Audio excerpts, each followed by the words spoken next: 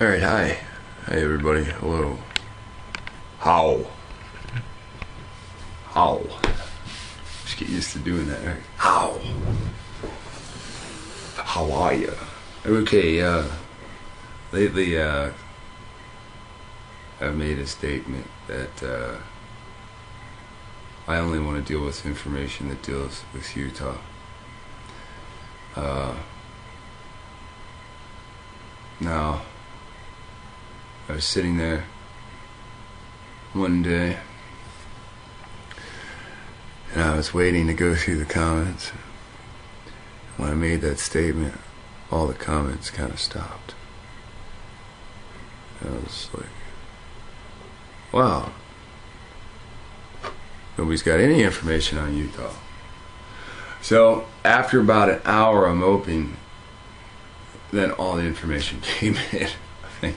So, I thought, it's just one little place, like what all could you really have to offer, and then it just piled up. So there's way too much information about Utah. So we're gonna have a lot of fun with all the information. And I thought I would ask, what do you guys like more? What do you guys like more? Do you guys like the videos more? Or do you guys like the reading more? I mean, the stuttering that I do more. But, one thing kind of leads to the other, so it kind of doesn't make a difference. I mean, if you want to tell me, or if you want to tell other viewers, that's another thing. Look, I want to talk to you guys because this is a red herring. If I start talking about one subject, and then I start talking about a completely different subject that has nothing to do with the two, I'm not even making a comparison. Like 1 minute I'm talking, then I switch to sports. That's a red herring. Now, there's also red herrings within the same subject. Just because we have the Bible open doesn't mean that we're talking about many different subjects. Now, yeah, you can link all the subjects together, if you read from the chapter that we're talking about all the way to the part that you want to talk about, but it's not this you thing. Like, I understand we all have questions and we all have, will. We all want. But if those questions aren't answered by, the other videos, I don't know what to say. We're getting close to 700 videos where I've covered just about everything. Most of you left different biblical organizations, and a lot of their teachings just weren't that bad. You have to take the whole Christ thing out and then place your ass in. This is the whole thing. Christianity has become an excuse. It's become an excuse. People that say they're Christians and try to do good things, it's nothing but an excuse. They go out, work hard, and they come back, and the wife starts nagging them, smack the shit out of their wife. Who's to blame? The woman obviously says, you hit me. The man says, oh, well, you started nagging me. I don't have anywhere to go. It's just an excuse. I forgive you. We're not even going to get into this. We're going to move past the excuse, because when something is broken, it's got to be fixed. Something is damaged. It must be corrected. And that is at the point. We need to correct our damaged minds. Let's forget about how we got here temporarily. We need to focus on how to fix. How to fix. And we're going to stay in the parameters of ourselves. Our hidden past. mysterious as it may seem, we have history, and it's kind of very interesting. Now, I've been searching through the comments to find M.W. Smith. He was L.M.W. Smith before, so it's confusing. So M.W. Smith's comments, he left a video that in a lot of people's minds should sum up a lot of the missing points. You know, depending on who you listen to, we came here or we moved there, we had this land and we had this and we had that, Egypt was here, this and that. In this video, it should sum up a lot of that. It really should. Because you're going to hear something you've never heard before. I'm going to tell you. The video I'm going to show you, I'm so excited about. I haven't even watched past what I've showed you. What I'm going to show you. So I've only watched a few minutes. Because there's only one part that's important. Now I'm going to show you this guy. He's going to talk about the Olmecs. Now, from my understanding, the Olmecs are Canaanites. And they were overthrown by the Z people. Now, that's just from my understanding.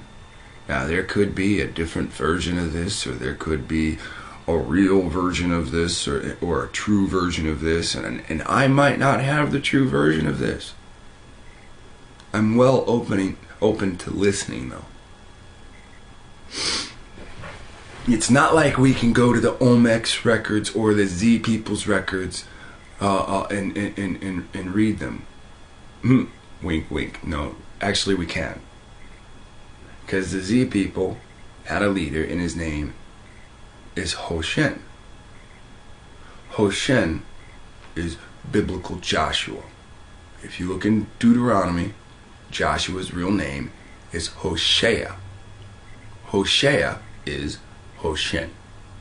And this is the conquest of Hoshen, or Joshua, or Hosea, over the Canaanites. And this is how I see it, because this is what the scripture says. Now, he's going to present to you a different version, which is fine and dandy. But this is just how we're going to open. We're going to open with some controversy. But again, the main point we're going to highlight really fast. Now,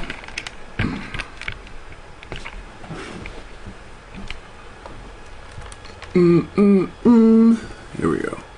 Now it goes, The Olmecs, Early Black Settlers of the Americas by Frank Joseph.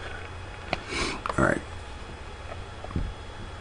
Now from this video, it seems like it's pretty old.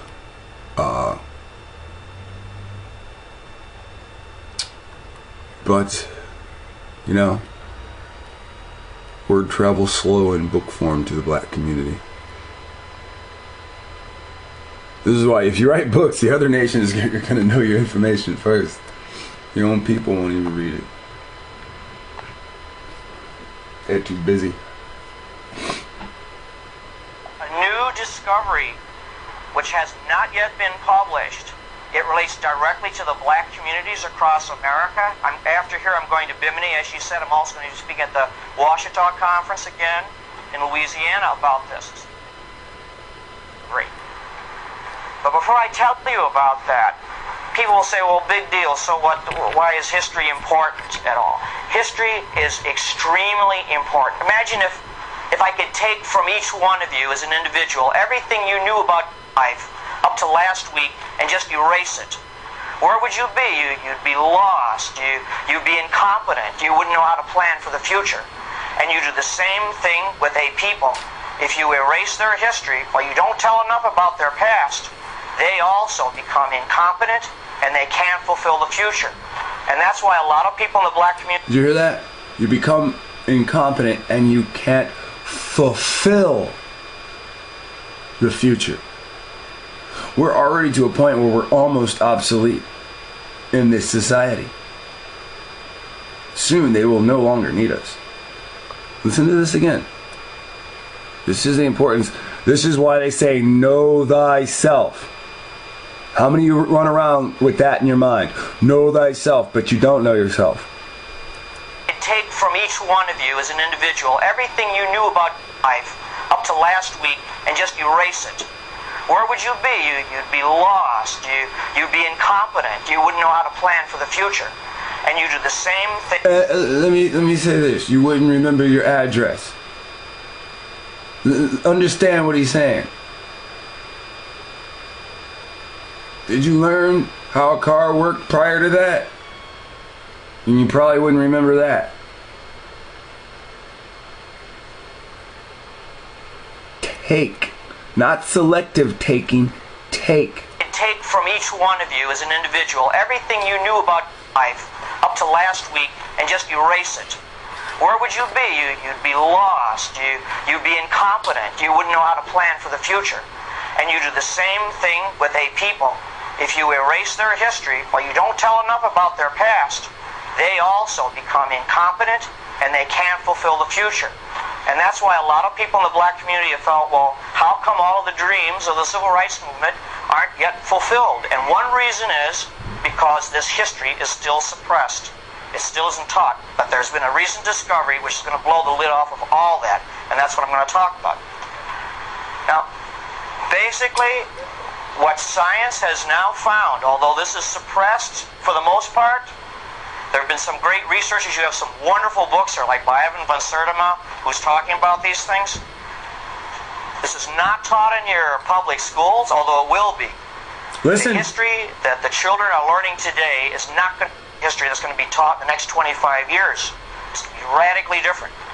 We now know for a fact that long before Columbus, there were 4 major migrations of blacks to the Americas, different parts of the Americas. I'm going to stop right there.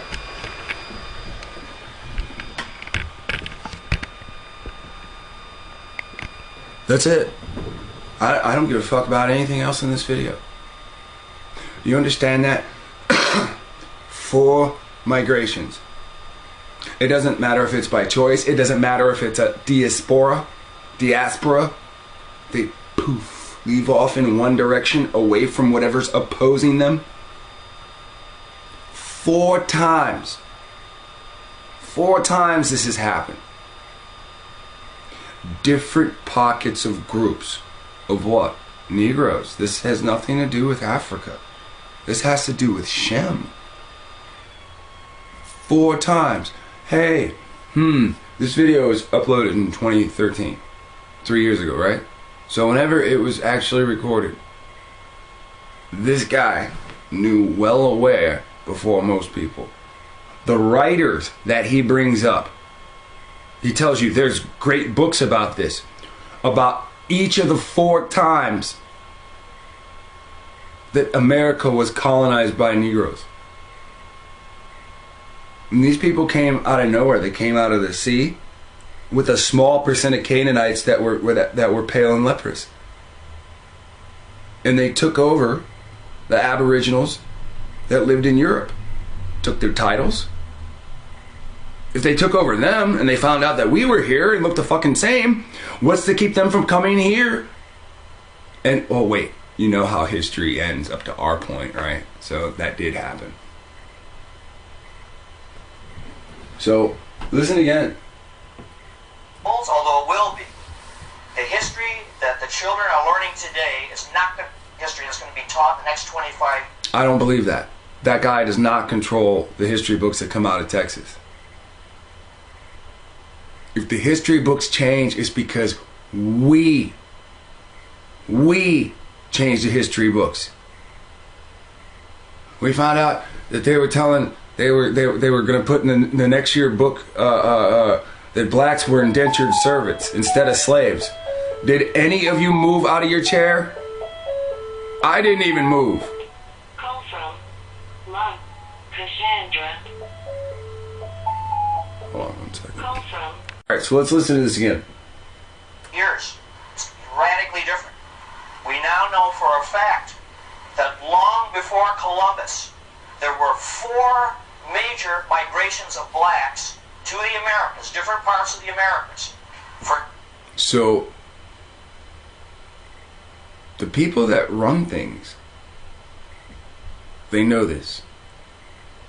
They already know this. They know where you came from. They know your history.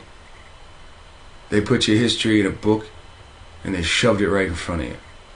And you refuse to look at the section that's your history. You accept the whole book as either stupid or the end of the book as priceless. But none of you respect the beginning of the book, where the laws, the statutes, the rituals that we're supposed to uphold when we go into a community and live amongst ourselves. And I'm saying, what? Let's go to the desert and practice our fucking culture. And look for Moses and the ark. Let's look for our stuff. And then I hear people, well, that's not scriptural. Well, yeah, it is. Well, what part of the Bible are you not looking at? It's all over the Old Testament. The New Testament is supposed to be the New Covenant, but the New Covenant is in the Old Testament. It's told in a prophecy. Jesus didn't lead nobody nowhere. When Jesus lived, or assumably lived, he didn't take the people to a land that was their own to live. Judgment Day didn't follow. You've been tricked. You've been lied to. You go to any history book and they tell you Columbus discovered. Columbus himself, which is taken out of these history books, Columbus himself said, these places are occupied and I'm going to make fucking slaves out of them. But then he wanted the gold. He wanted the riches. So he started slaughtering people. He did the same thing that Cortez did. And what did he do? He set up rules for his descendants afterwards. I want this for the people. Every year we celebrate Columbus Day, but nobody kicks in a door of non-Christians and takes everything that they want and fucks their wife and enslaves their children and murders their fathers. Nobody does that to any of these people on Columbus Day. Even these pagans that say they're not Christian, nobody goes in their house and fucking slaughters them. Nobody burns them out. It's all bullshit. It's about land theft. Go back a year. Go back 2 years. I fucking said it then. It's about land theft.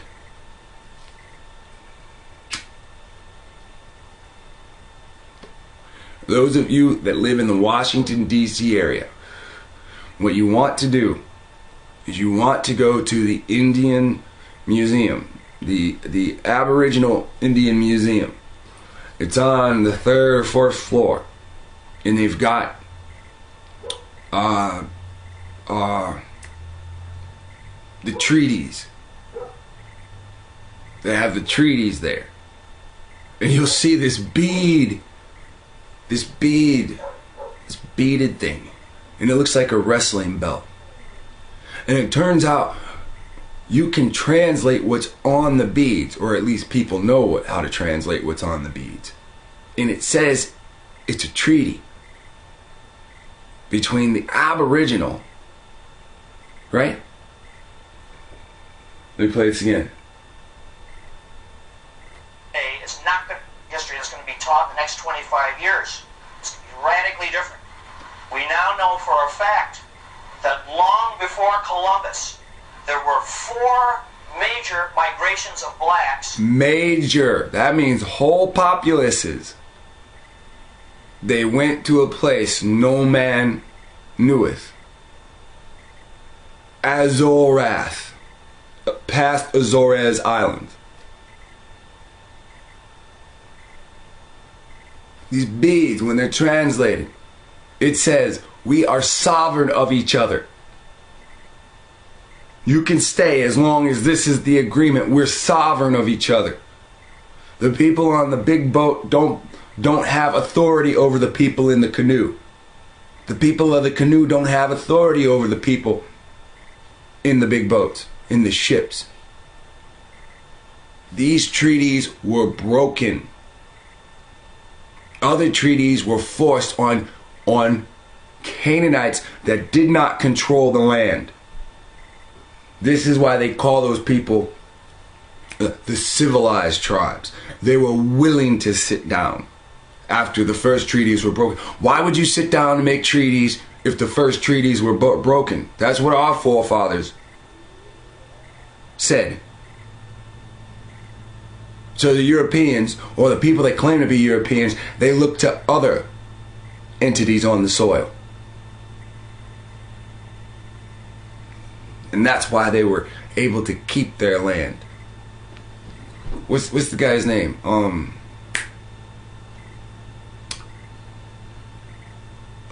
man. The guy whose grandfather, the rapper, whose grandfather sold Manhattan, or great grandfather sold Manhattan. They got images of it and everything. So that's relatively not that long ago. That was in the 1800s or something like that. Wall Street, because they put up a fence because the Indians weren't happy that their land was sold out from under their feet by the chief.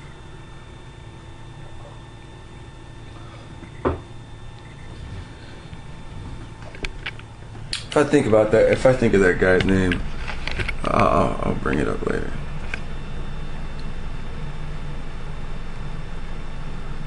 Is not going to be history that's going to be taught in the next 25 years. It's going to be radically different. We now know for a fact that long before Columbus, there were 4 major migrations of blacks to the Americas, different parts of the Americas, for totally different reasons, totally separated from each other by many centuries. But nonetheless, there were these black, you can call them migrations, but they were not entirely. I'll describe, and you can make up your own mind what they were. The most recent of these took place about 400 years before Columbus was even born, and it's all outlined in a marvelous book over there. It's called The Golden Trade of the Moors. And it is now known that the West African Kingdom of Mali had huge fleets of merchant vessels, and that these kings... Timbuktu is in Mali.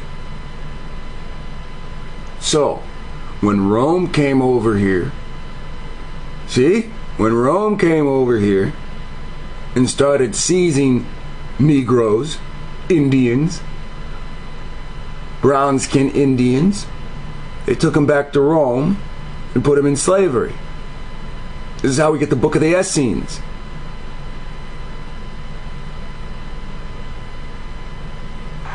These black kings of West Africa began sailing across the Atlantic to Mexico as early as 900 AD. Now, why did they do that? They did that for trade, not for conquest or invasion. They did this for trade. I've said that many times. When we look at Pleasant Point, Louisiana, all we do is type in Pleasant Point, Louisiana. This is the only video that makes any sense that you get. Mount Pleasant Point.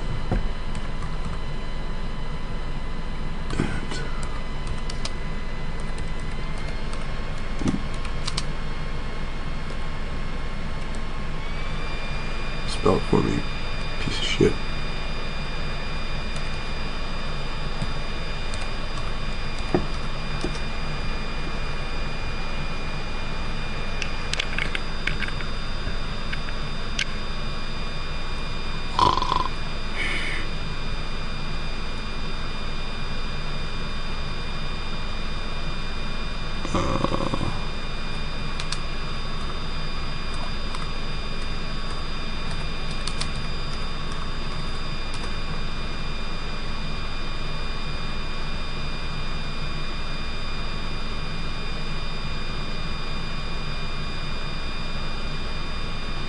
America's ancient pyramids of Paleo-Americans of Louisiana.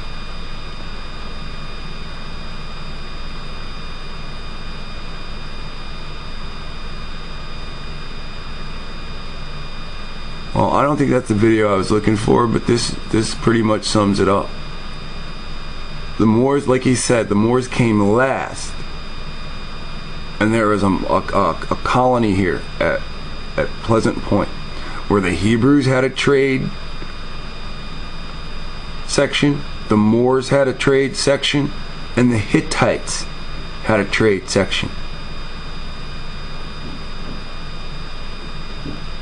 But the place, I believe it's Pleasant Point. It's Pleasant Point, Louisiana. I mean, the name's right here. Poverty Point. Oh, that's why.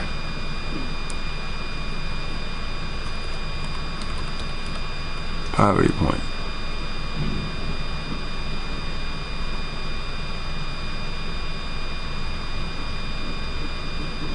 Okay, so now there are all kinds of videos that show it. Temple of the Sun, Poverty Point, Louisiana. You know, they'll tell you there's an amphitheater, like that's an open amphitheater that's built there. You know, so people have just lied about history. Let's go back to this real quick. Mali was very wealthy in gold. They had lots of minerals. Some of the black kingdoms, they were called the Yoruba or the Benin. They were great workers in bronze. But the trouble with West Africa, and it's still a trouble today, not enough food, famine. Somehow, the black kings of Mali had preserved this tradition of long before, where there was this kingdom across the sea, a totally different one. It was very hard to reach. You needed to have excellent ships and good sailors, and nobody in Europe was doing it at this time. But if you cross that sea, this other kingdom across the Atlantic was very rich in a certain kind of food. Listen. Which the people over there called maize. We now call corn. Now, how many of you have argued at different points corn in the Bible, it only grows here? Do you see what's going on? It all took place here. And these West African kings launched at least 2 major fleet trading ventures. Excuse me. From the point in Deuteronomy, when they get to the Mount Nebo, it takes place here. That went across the Atlantic 900 AD to about 1600 AD. And they brought over their bronze work, and they taught the Mexican people, the ancient Mexican people, who were then known as the Mayas. The Mayas had built up a great kingdom of their own, but in 900 AD they were in decline. They were really on the outs. Nobody knows exactly why, but their society was in decline. They were losing all their technology. Then these black fleets came across from West Africa, from Mali, and they presented a lot of gold work, bronze work, and in return, they came back with shiploads of corn, maize. Corn. Now we know... Gold for corn. Do you hear that? Skill for corn.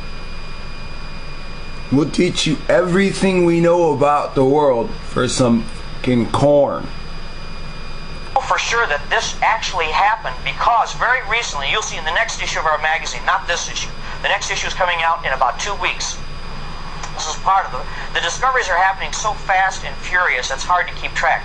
They now have found that a certain type of maize or corn, which is growing in West Africa, has been growing there for many centuries, is not native to West Africa. It is a type of corn which comes from Mexico, could have only been brought over by these Mali seafarers over 1,000 years ago. So this is a first concrete proof that they beat Columbus by centuries, and were not just on a voyage of exploration. They were going back and forth, bringing corn back. Now, why do we know about that? Well, this trade stopped abruptly 1600 AD. 1600 AD, the Spanish, the Portuguese run a real aggressive colonizing campaign, and they took over Africa, and they destroyed a lot of these kingdoms. Did you hear that? In 1600 AD, the Portuguese and the Spanish teamed up and started attacking the trade routes. Well, why would they do that?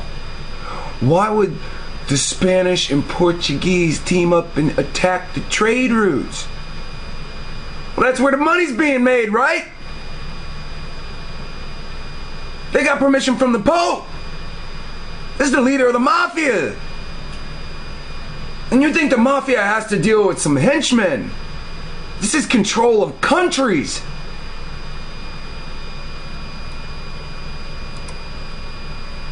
About that. Well, this trade stopped abruptly 1600 AD. 1600 AD, the Spanish, the Portuguese run a real aggressive colonizing campaign, and they took over Africa, and they destroyed a lot of these kingdoms. And with the destruction of these kingdoms, Spanish and Portuguese are brothers. When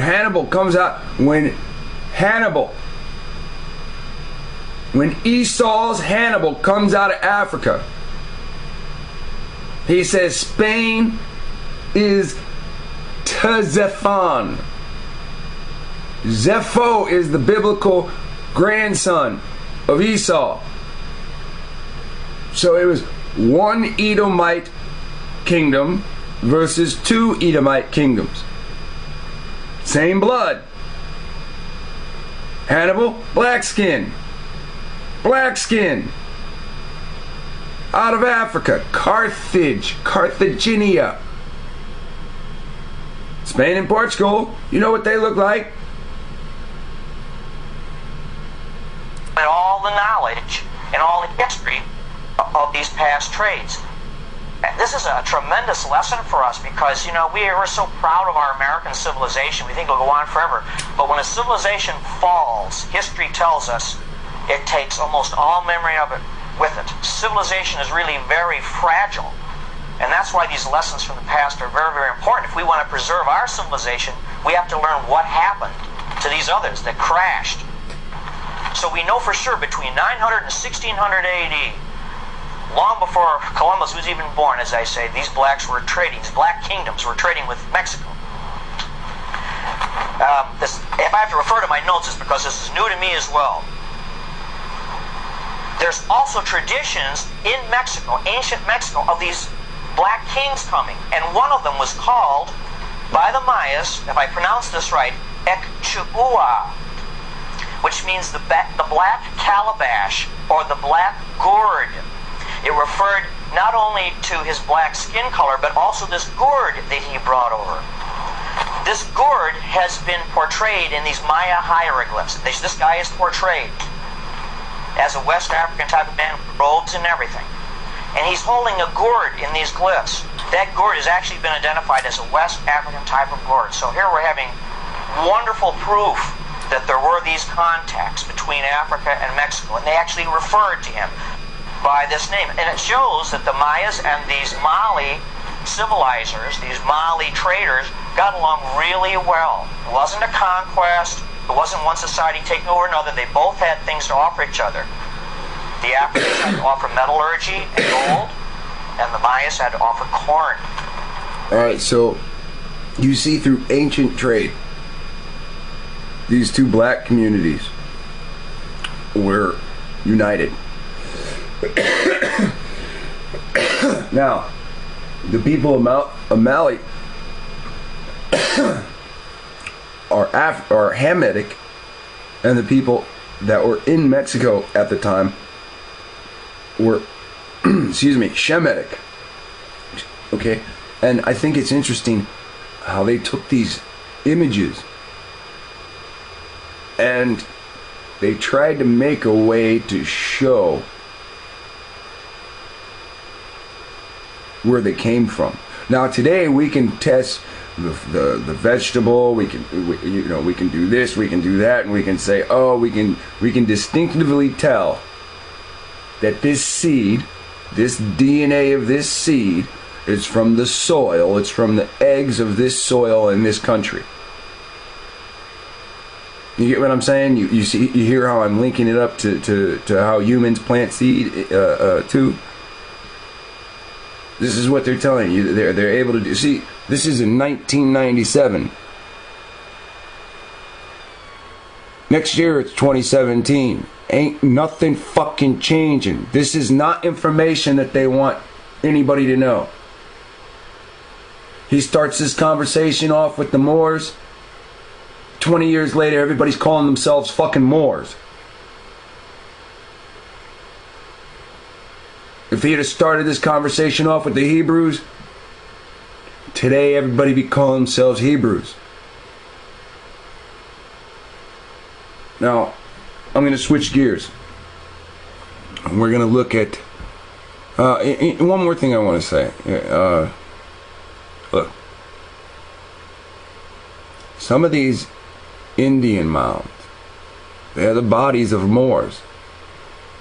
Some of the mud mounds are Moor traditions.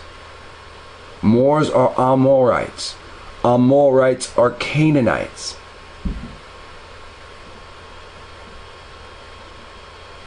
If the Bible says one thing and man says another, do I believe the Bible or man?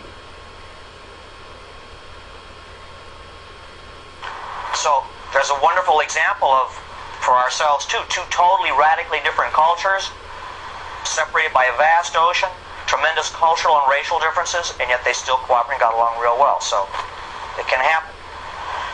But these Mali kings, 900 AD, they set out because they had a legend that there had been blacks going long before them. It was only a legend, it was only a myth, and it was on that myth that they chanced and they went across the sea and it worked out for them.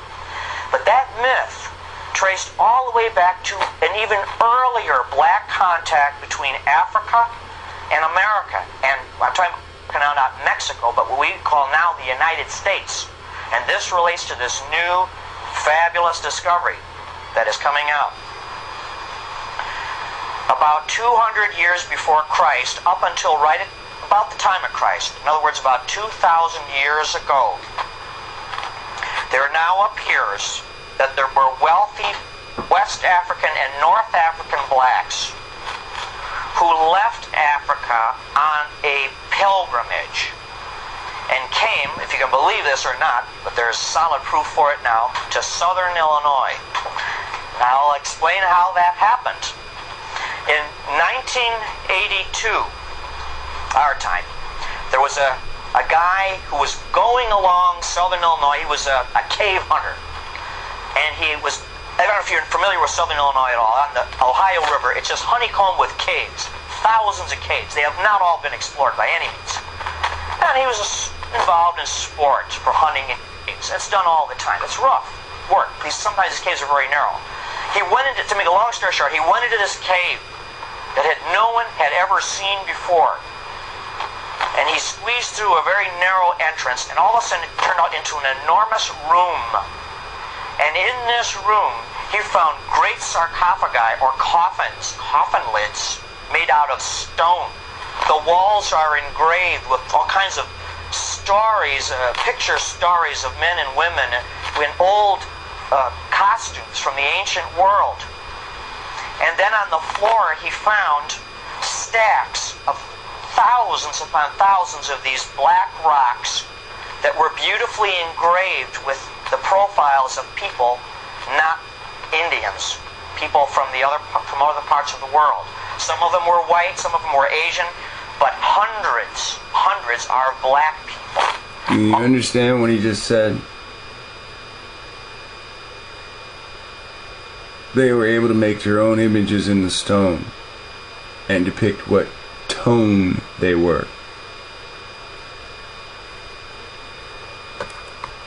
All in profile. They are made on a type of rock that's found really mostly only in southern Illinois in caves. This rock is like a clay. You pull it out of the ground and you have like a stylus or a pen, and you can draw on it real fast. You can draw profiles and letters, and then as it dries, it turns into a hard rock. And these rocks are piled up on the floor of this cave. Now, this man's name is Russell Burroughs. He's not an archaeologist. He's just a spelunker. He's a cave enthusiast. He brought these out over time. They're very difficult to bring out because the cave entrance is so narrow. And he's brought out now almost 10,000 of these magnificent tablets. They're very crude looking as rocks are concerned, but the drawings are beautiful. And they show the profiles of black people, some with scarification, which is West African, mostly with not that, some with specifically West African robes, which are still used today.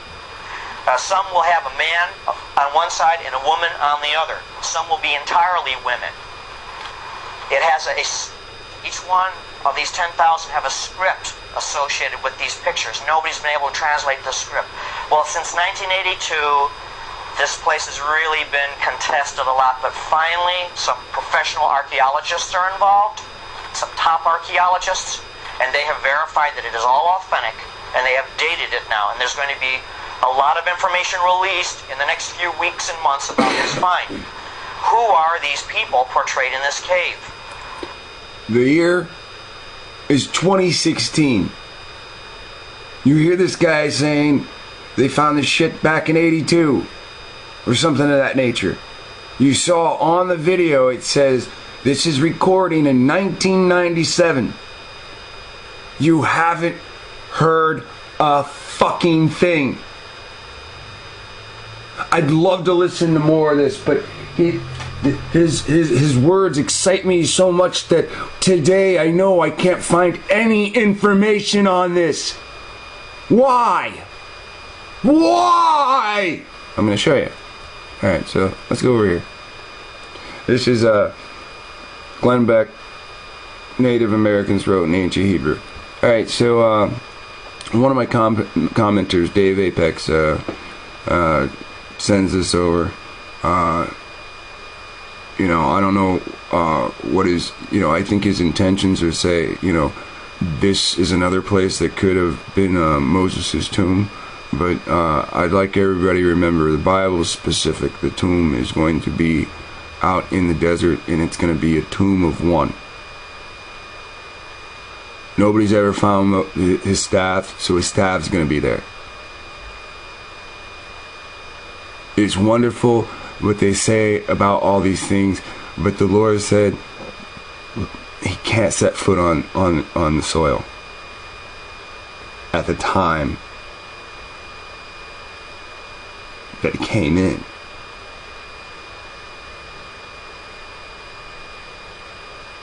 So let's watch this.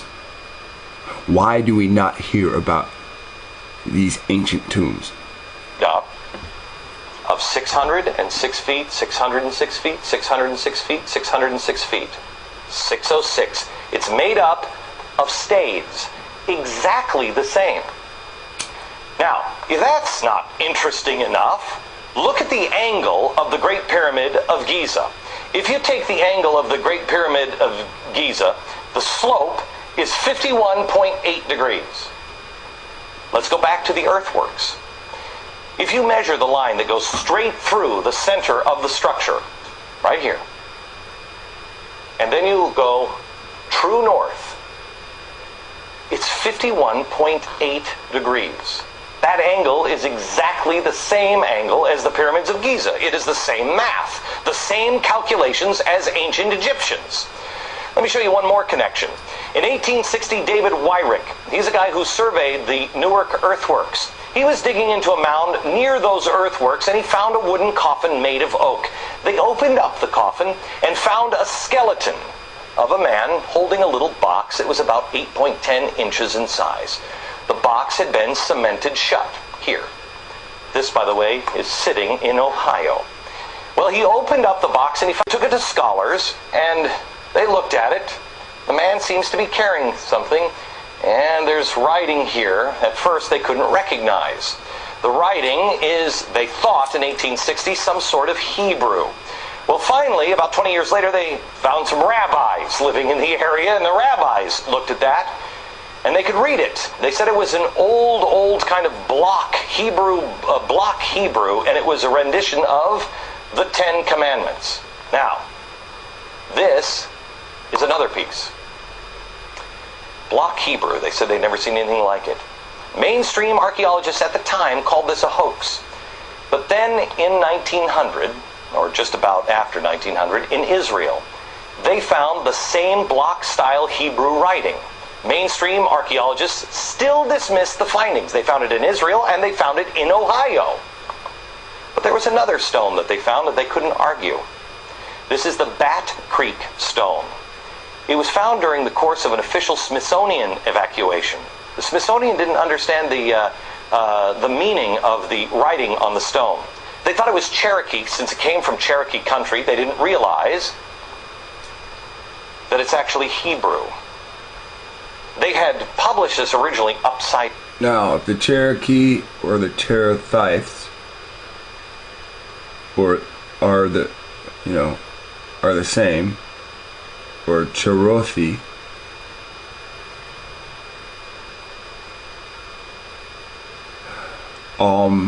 When you look at the conquest of this land by the Israelites, then you can see how a language is brought unto them, just like Hebrew is brought into the Japanese lexicon by whichever group went through there. It's irrelevant. But it's still a good example of how a Canaanite group, a Canaanite Indian group, would be using or their dialect is related to Paleo Hebrew. Now there is a lot of argument about this stuff, because there's a guy that claims that he did it. And you can look very well into it. You just type in Bat Creek inscription or Bat Creek cave, and this will come up. But what's different from that is what's further ahead. Now, the initial question is, why is this information always hidden? And I'm going to show you why Glenn Beck was snatched off the air. I'm going to show you. Down. They threw it in a box at the bottom of the Smithsonian, put it in the basement. Many years later, a scholar took it out of the box, looked at it, and went, oh my gosh, it's upside down. It's Phoenician, ancient Hebrew. Boom! It's Phoenician. Now, what we're going to do, now you just understood that they said it's Cherokee, right? It doesn't matter if it's fucking upside down or not. It's still Cherokee. The scholar comes out of nowhere and says it's what? It's Phoenician. Now I'm going to show you this. It's Theory of Phoenician Discovery of Americas. Now this is an encyclopedia page, so these motherfuckers know. They're playing a game. If they prove the Phoenicians came here, the Phoenicians is a biblical name. That means the Bible's real. That means they can link fucking Moab to their ancestry. This is it, people. It doesn't get any better than this. Everything that comes after this, it's cherries on top. Icing running down the side. And too much sugar, too much anything, too much sugar will make you a diabetic. So listen. Here's the link we've been waiting for. These people understand. Let me tell you. I'll read the first paragraph and you should understand how bad they know. The theory of Phoenician discovery of the Americas is a fringe theory that suggests that pre-Columbian transoceanic contact between the people of the New World and the Phoenicians, that means the people in the Americas, and the Indian Phoenicians or Canaanites, listen to this, or other Shemitic peoples in the first millennium. Kaboom! Moses, man. Do you understand that? Do you understand that? Did you notice that all of a sudden Phoenicians are no longer from Ham? They're no longer Hamitic. All of a sudden they're like Shemitic. Because what? White supremacy rules through ignorance. The switcheroo. The people of the New World were in the land of Shem. The New World is the land of Shem. They already were the Shemitic people. Abraham left his Shemitic home to go to the land of Canaan, produced a family, and that family came back to Abraham's old home, the land of Shem, the New World. This is why I tell you, it's always been talked about.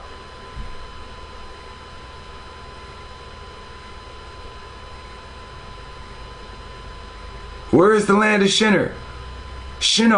What the hell happened in Mexico? How come South America's gigantic? How come North America's gigantic and Mexico looks like something took a bite out of it? Where was the Tower of Babel? Why do all these Indians have this dialect that's weird to us now?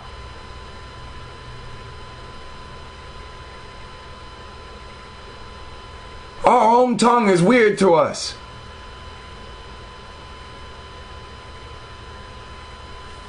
These people aren't a nation either. They don't have their own fucking tongue. They're speaking English, which goes back to England. And it turns out that's not what they're indigenous to. There are too many ways to now sue them in their own courts.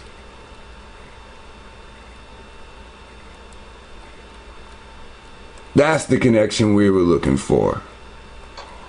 Looked at it and went, oh my gosh, it's upside down. It's Phoenician, ancient Hebrew. So check it out. When you translate this, let's go back to Bat Creek inscription. When they translate the inscriptions, I'm going to show you what it says.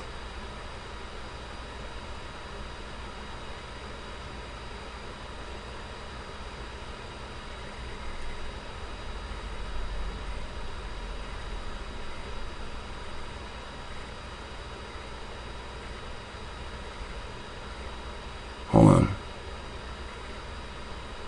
I lost it. Oh, man.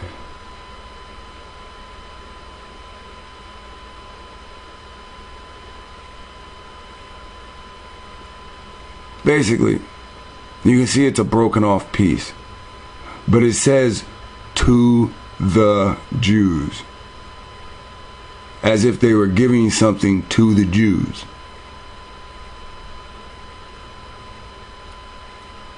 But you see it's not in Hebrew, it's in Phoenician.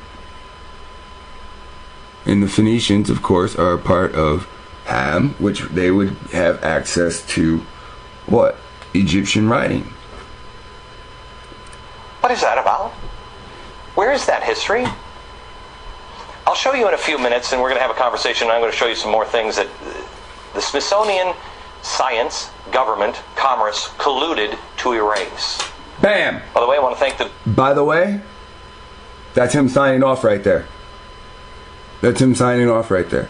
Directors of the documentary Lost Civilizations of North America for bringing these stories to my attention. I was blown away to find... That's what got him fired. Listen to what he says. Conversation, and I'm going to show you some more things that the Smithsonian Science, Government, Commerce colluded to erase. He just told the truth.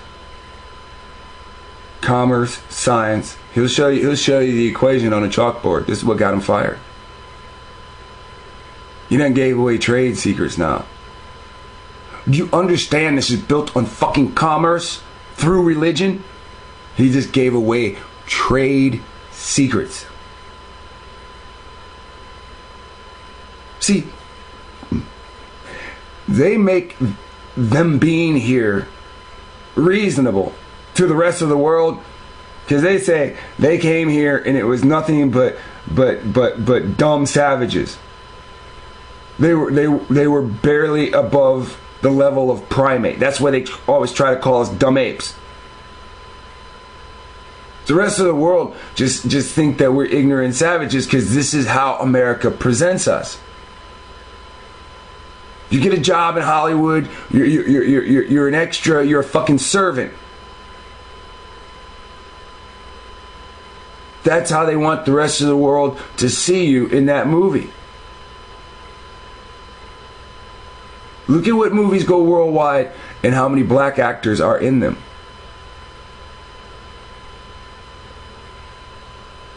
By the way, I want to thank the directors of the documentary Lost Civilizations of North America for bringing these stories to my attention. I was blown away. To find more, visit the website lostcivilizationdvd.com. Here's the thing we should be asking ourselves. I don't know the story of these. Do you know that? Did you know that? Do you live in Ohio and did you know that? Why not? Were the American Indians wronged? Yes. Yes. And that's... So let me say this. The Phoenicians live here. You just saw evidence, whether you understand the evidence or not, that's your problem. You just saw evidence that the Phoenicians were bringing something for the Jews. I got to get this point. Hold on, let me stop. Let me stop it. Let me get the part where it says for the Jews. Sorry about that. Okay, so just to show you, we're still on the same Bat Creek inscription. You can see it right there, right? And when you scroll down,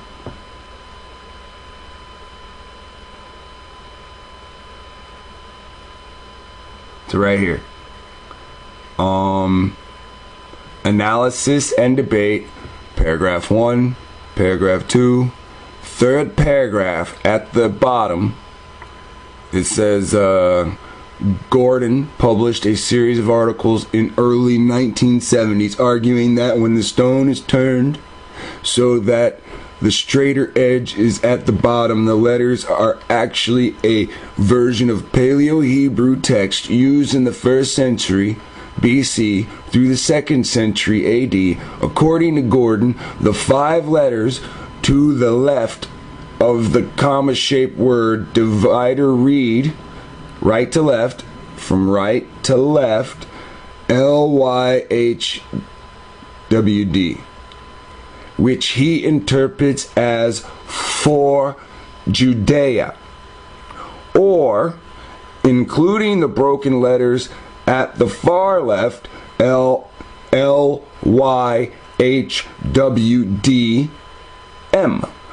for the Jews. See that right there? If you got it on your own screen, it says for the Jews.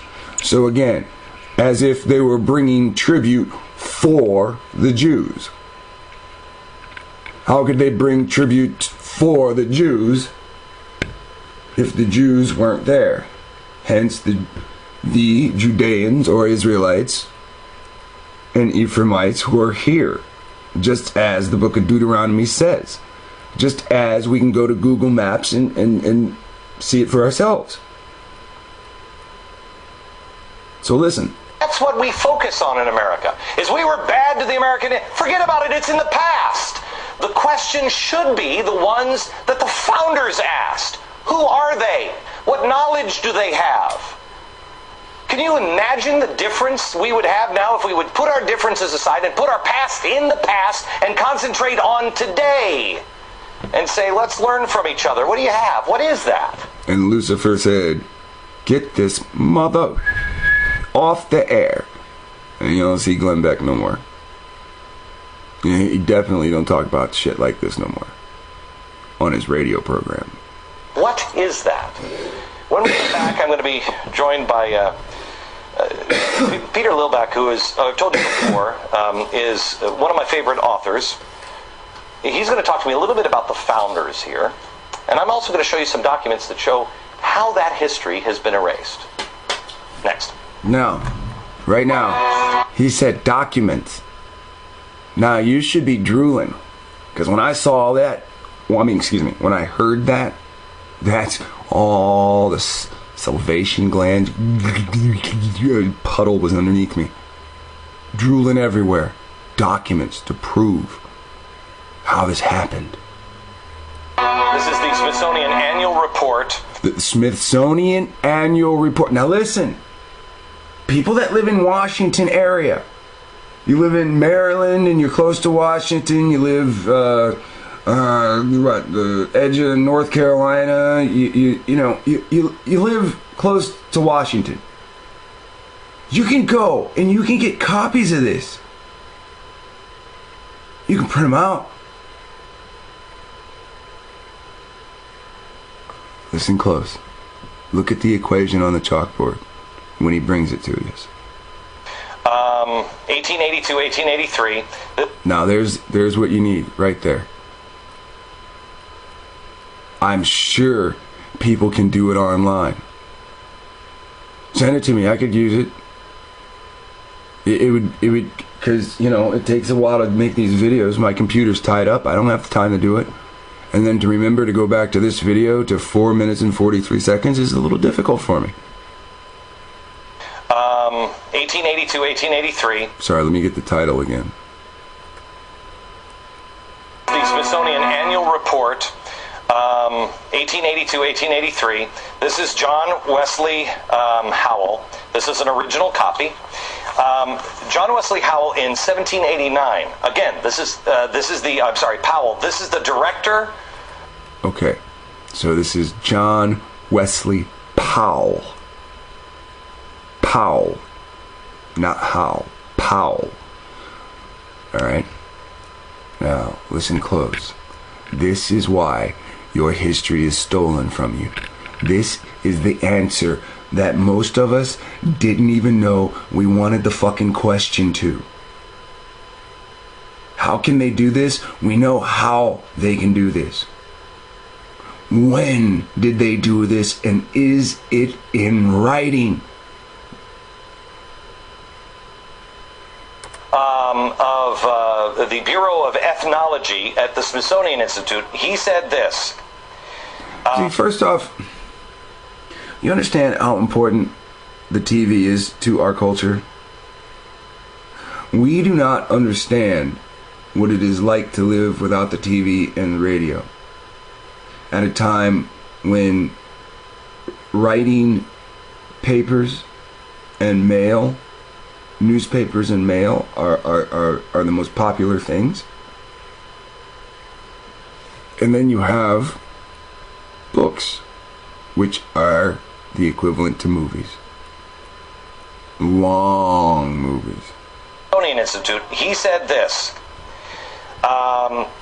Artifacts found prior to Christopher Columbus's arrival would be considered illegitimate by the Smithsonian.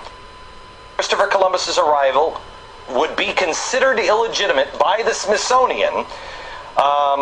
Only the savage Indian culture would be observed, and this created the artificial barrier to science. Only the savage. Science was colluding with government because of commerce, and religion was involved. Now, why do Did you just hear that? Science, government, commerce, and religion.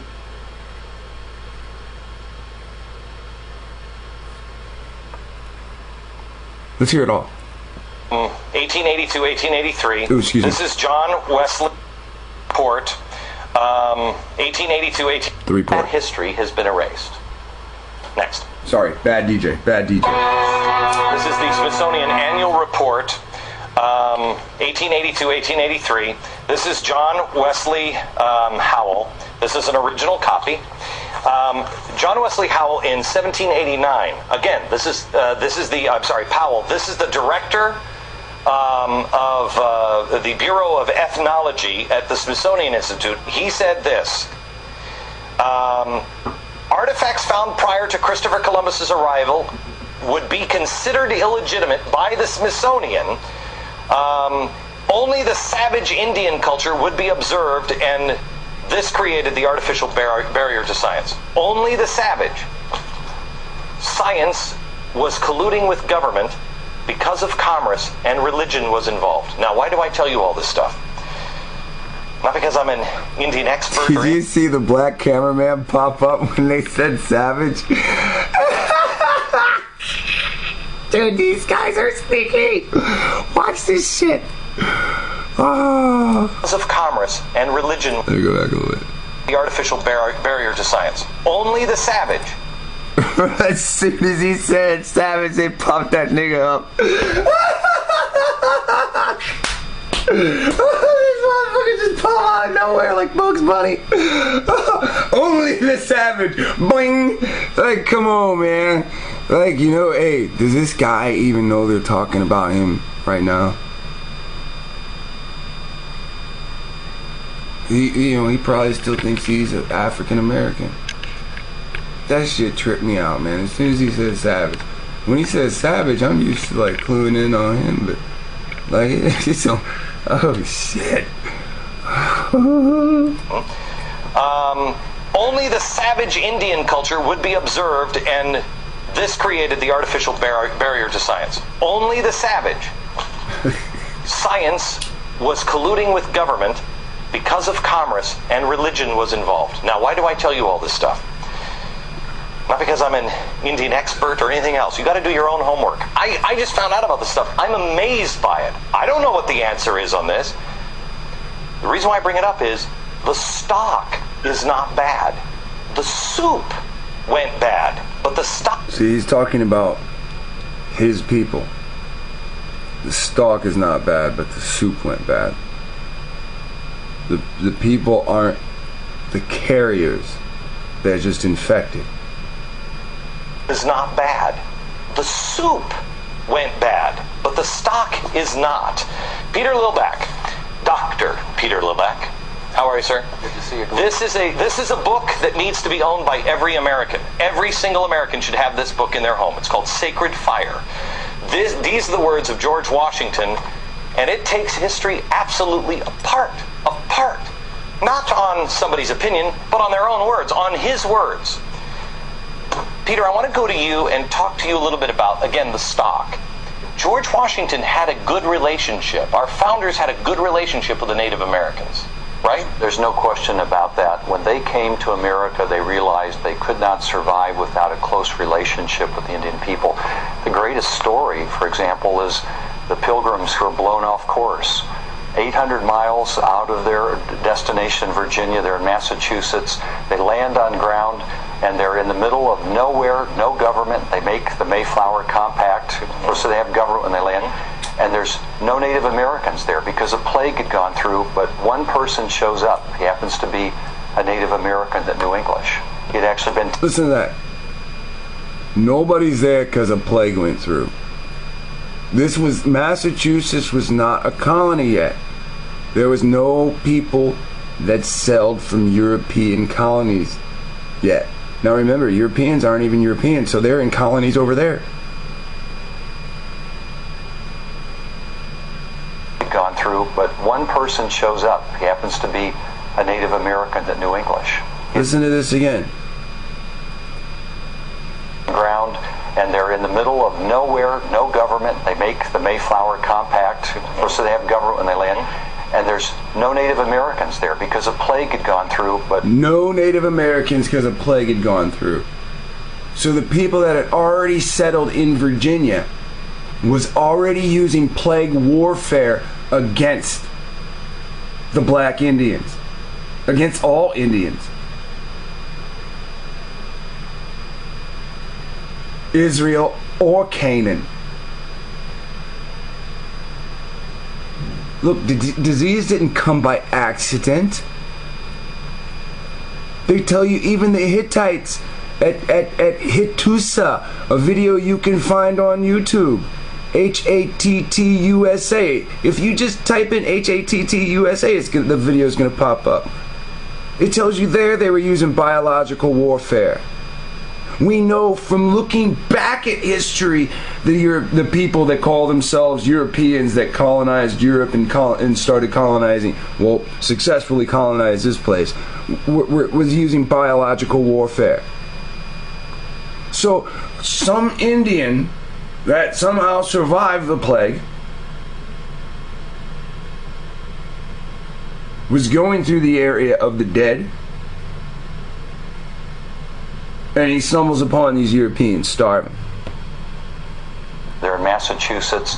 They land on ground, and they're in the middle of nowhere, no government. They make the Mayflower Compact. Of course, they have government when they land. And there's no Native Americans there because a plague had gone through, but one person shows up. He happens to be a Native American that knew English. He'd actually been taken captive to England.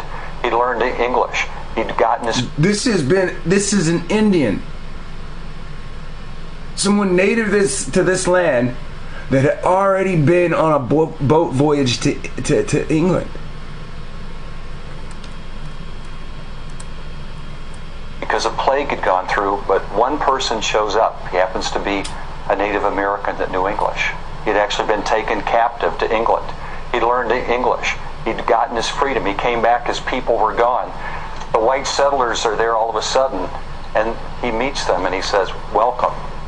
He speaks English. They couldn't believe it. The providence of that moment is extraordinary. They needed help, and there was a person there to help them, and he was a Native American. Right. And that creates Massachusetts. All right, do I have time for one more story real quick? No? Okay, hang on, because I want to come back and talk about, William Penn. Because William Penn said something when he was working with the Indians that is critical to understand the truth, I think, about America. And we'll do that next.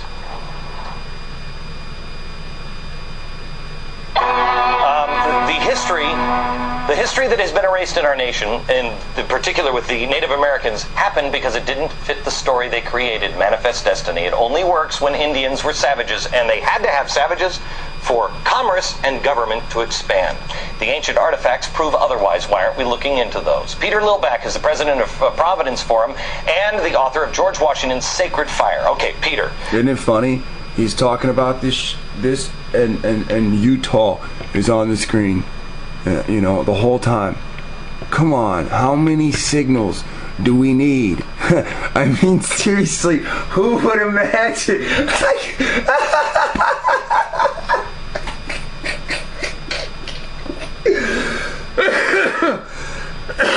I'm sitting there daydreaming one minute, and then I look down and it says Utah.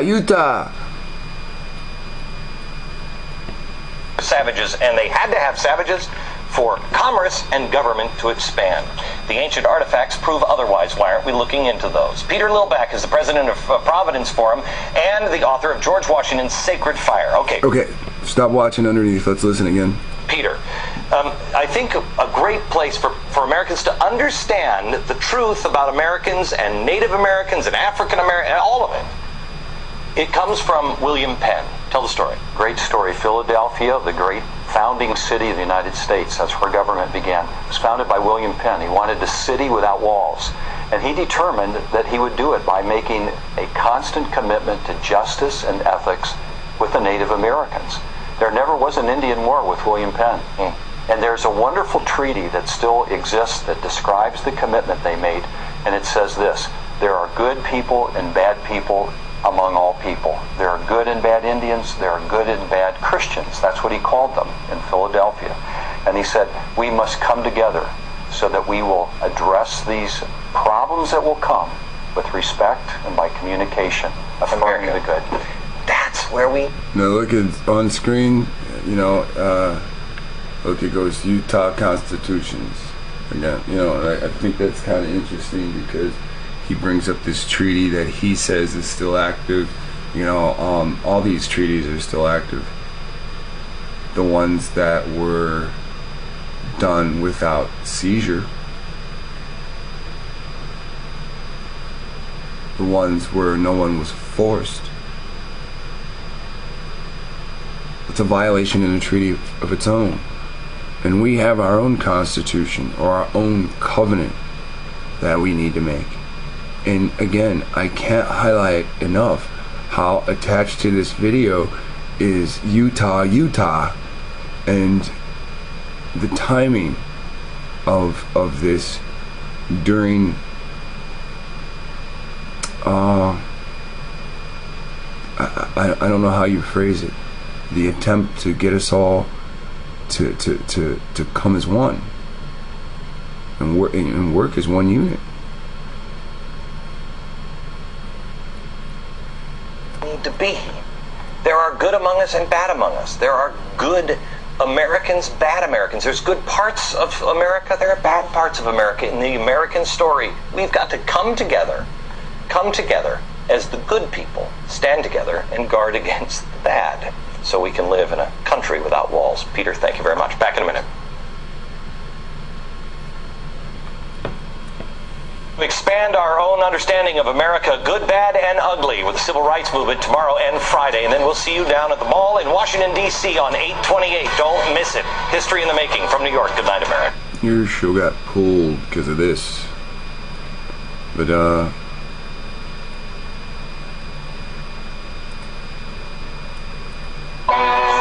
This is the Smithsonian Annual Report, 1882-1883. This is John Wesley Howell. This is an original copy. John Wesley Howell in 1789. Again, this is Powell. This is the director of the Bureau of Ethnology at the Smithsonian Institute. He said this: artifacts found prior to Christopher Columbus's arrival would be considered illegitimate by the Smithsonian. Only the savage Indian culture would be observed, and this created the artificial barrier to science. Only the savage. Science up again. Okay, science, government was colluding with government because of commerce, and religion was involved. Now, why do Now, I just showed you that these people's true god is Hermes or Mercury, which today we call the Flash. Okay? The Flash is earthbound, but he's got the same powers as Superman, except for whatever. But understand what's really going on. Is it the collusion of power? You see what it says over here? Recipe of transformation. What did I say? They came over to steal your recipes, right? And your land. Collusion of power. Whoever controls science and government and commerce and the religion. Do you understand that? They're all who can control the government and say this? Who can control commerce to say this? Keep everything. Listen, if people on regular homes find our ancient shit, the government lets them keep it today. They're like, we don't want that shit at a museum because we'll have to explain where it came from. Now, I want you to understand this. I've been trying to tell you how big this is. And I know a lot of you are listening. Trust me, I've seen hundreds of positive comments. To dig up some of these videos, I'm only showing you 2 videos today. To dig up one of these videos, I had to go back 5 days, which turned out to be through a lot of comments. Now watch this. When I type in John Wesley Powell, this is what comes up, right? Now, I don't think that's Powell. That's Ulysses S. Grant, I think. But I'll just keep that to myself. Maybe they looked alike. But watch this. So when I type in John Wesley Powell, Grand Canyon pops up. You know, Grand Canyon is just north of the Moab Desert. You know, there's rumors of a temple being found in the Grand Canyon. Now, here you have River History Museum. Now that could be the Ohio River, like they said. Or that could be the Colorado River or the Grand Canyon. But as viewers, it's up for you to explore. You know, I'm not taking instruction from you on what I'm going to present. I do accept suggestions on topic as I'm presenting these for you because they're on topic. Now I've shown you, they only call it a theory. The Bible says it happens, and so this technically should be called Phoenician discovery of the Americas. So I'm not going to go through this page. If you want to look into it, the information is here for you. No offense. You that are watching now, that see these videos, that right now, in February, you have the choice to decide to save up money, load up your car or your truck and your trailer.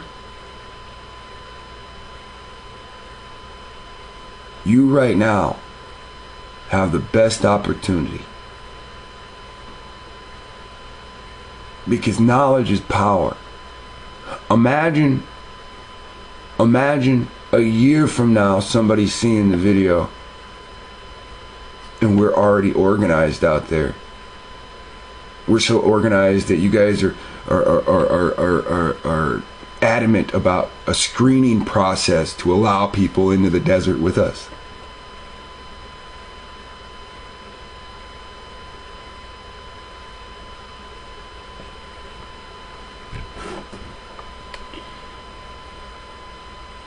You are the wisest of the bunch right now. The more you can remember. Look, when you read, you burn this information into your memory. It's a burn. What do you do when you transfer CD information? You burn a disk, right? You burn the information. You scar your brain with this material. You've read the New Testament so many times, you've been filled with bullshit. Now burn this new information into your head, because this matches the Old Testament. This matches Genesis. The Canaanites went to a land that no one had dwelt, but they broke the land contract because it was Shem's land. Read the book of Jubilees. I mean, the woman told us it was already in Jubilees chapter 10. I mean, how hard is it to read 10 chapters? I mean, if you fall asleep on the first chapter, you got 9 more days. Read the rest of it, then, set a freaking goal. And obviously, if you read a lot, then I'm not talking to you. Alright, now, ancestral Puebloans. Alright, so the Puebloans were an ancient Native American culture that spanned the present-day Four Corners region of the United States, comprising southeastern Utah and northeastern Arizona. Moab Desert goes into Arizona too. Alright, so, okay, look, man. Like, who do you think the Pueblo Indians are? You go to Texas, everything's Pueblo this or Pueblo that, but you don't see no Pueblo people, right? And then when you do see black people, they're disgusted, right? So when you type in Pueblo people, they want to show you these pictures of Indian Mexican hybrid, but that's not what the Pueblo people are. If they were ancient Native Americans, then that means that they were here before Spanish. That means that they were here before Spanish put their seed in the bloodline on this soil. So that means they wouldn't look like that. They would look like either the Indians we see today, or they would look like us. So when you start getting into this, eventually you come to some stuff called Anunnaki again, right? For historical purposes, a name which is given to them by the Navajo. In contemporary times, the people and their archaeological culture were referred to Anunnaki for historical purposes, a name which was given them by the Navajo. Now, when you type in Navajo, what do Navajo look like? Do they look like the other Indian groups? Are they Afro-Asian? Absolutely not.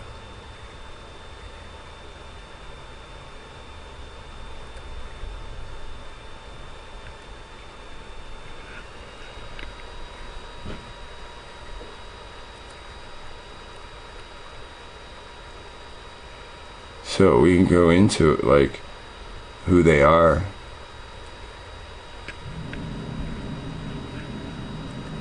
But again, they're federally recognized. So these are not part of the ruling people of the land during the time of conquest. The ruling people of the land called together all the Indian groups to fight against. Alright. So, we do have an original name now, because here you see the Anunnaki is used for disambiguation. So there's links to Anunnaki, and as I don't even know how to pronounce that.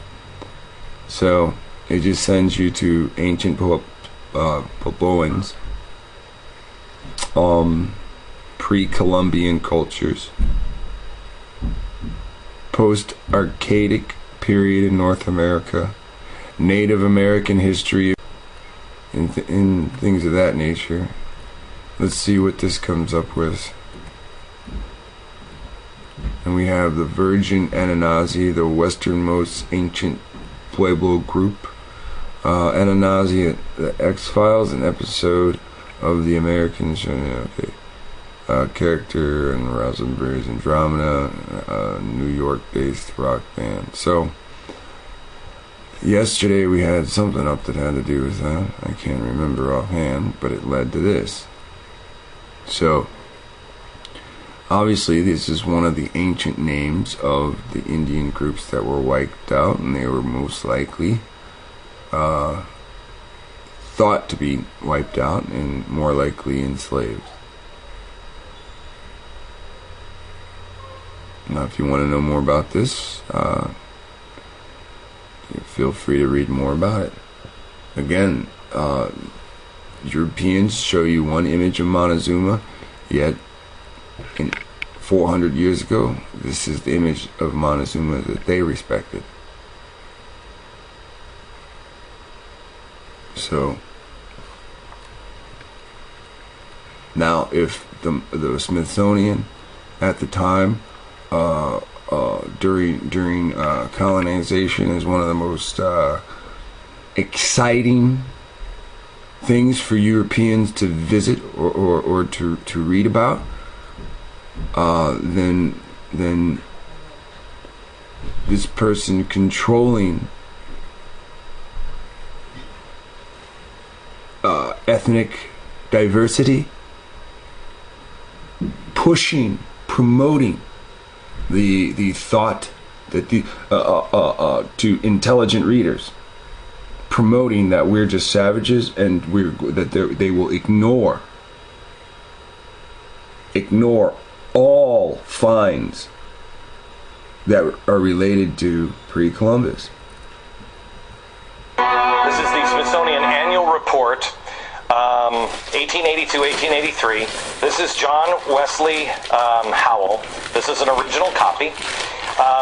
John Wesley Howell in 1789. Again, Powell. This is the director of the Bureau of Ethnology at the Smithsonian Institute. He said this. Artifacts found prior to Christopher Columbus's arrival would be considered illegitimate by the Smithsonian.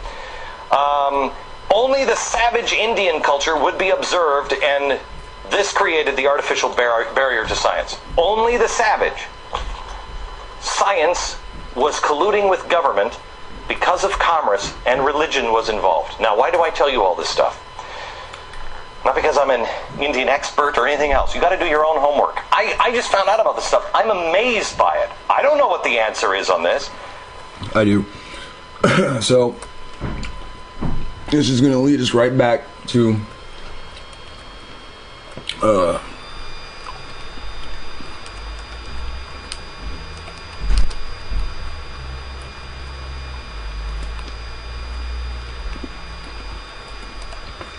temples in Grand Canyon.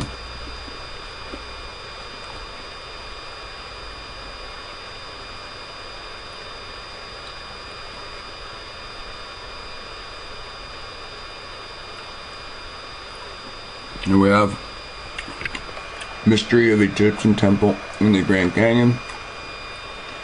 Pyramids do exist in Grand Canyon. So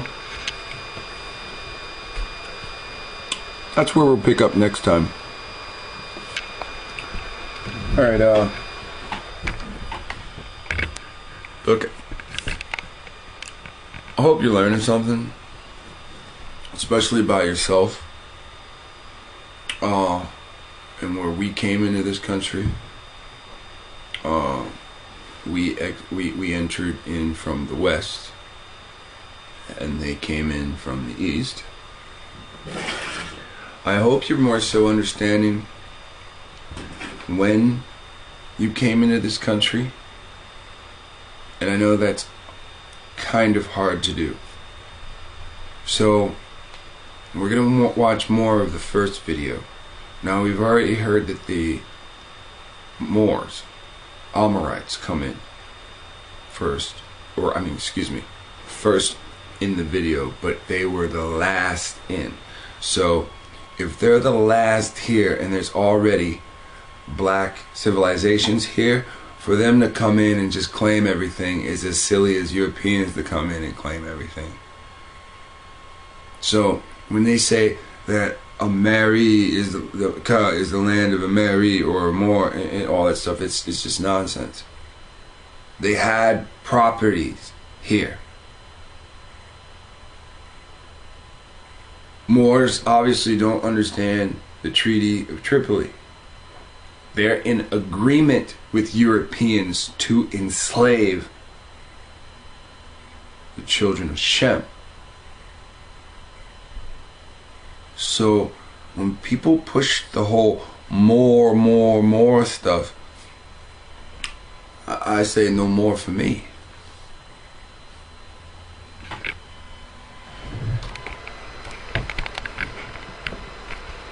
So let's go back to this one, because we've only started and he's already talking about the second group that came in. Not all black, but a lot of them are black. Some of them will show like a black man with a kind of a sailor's cap, and in the background, let's go back a little bit. Almost 10,000 of these magnificent tablets. They're very crude looking as rocks are concerned, but the drawings are beautiful. And they show the profiles of black people, some with scarification, which is West African, mostly with not that, some with specifically West African robes, which are still used today. Some will have a man on one side and a woman on the other. Some will be entirely women. It has each one of these 10,000 have a script associated with these pictures. Nobody's been able to translate the script. Well, since 1982, this place has really been contested a lot, but finally some professional archaeologists are involved, some top archaeologists, and they have verified that it is all authentic, and they have dated it now, and there's going to be a lot of information released in the next few weeks and months about this find. Who are these people portrayed in this cave? Not all black, but a lot of them are black. Some of them will show like a black man with a kind of a sailor's cap, and in the background will show like a ship or a fish. It seems as though they're portraying a captain or a sailor of some kind. It's now understood. It's very involved, complex. You'll see the whole story in our magazine in the next few issues. It appears as though around the time of Christ, just before the coming of Christ, in Rome, there were a great many mystery cults. And these mystery cults, they were mystery because they were secret, not because it was a mystery. It was secret. And in order to get into this mystery cult, you had to go through different levels of initiation, like the Freemasons, which are not unrelated to it, believe it or not. There were many mystery cults like this, the cult of Osiris, the cult of Isis, and a lot of other cults we don't know about. And to get into these cults, we do know you had to pay money, you had to be fairly well off, and the final stage of all these mystery cults, you had to go on a long pilgrimage, a long quest. All that cost money, but you would go on this long quest to a sacred place. And at that final sacred place, you go through an initiation of some kind. And when you went through that initiation, you were finally a member of this mystery cult. And these mystery cults were all the same in that they promised the individual who went through this initiation eternal life. You didn't die. You survived after life. And these levels of initiation showed you how your soul made this progression. All that's been lost, although some of it has survived in Christianity, which is basically the same. That hasn't been lost. That's how buildings get named after you. You don't forget the person's name. Then some new person's like, hey, why is this building called this or that? Howard University. And then you learn about Howard. You learn the good stuff about Howard. Then when you research Howard on your own, you learn the good and bad stuff about Howard. You don't die. If you are a good Christian, you go eternal life with Christ. And some of these ideas apparently were shared in common. Now these blacks apparently, they all look well fed. There are no starving people portrayed in this. And they all are with jewels and everything. So they're well-to-do people. That fits.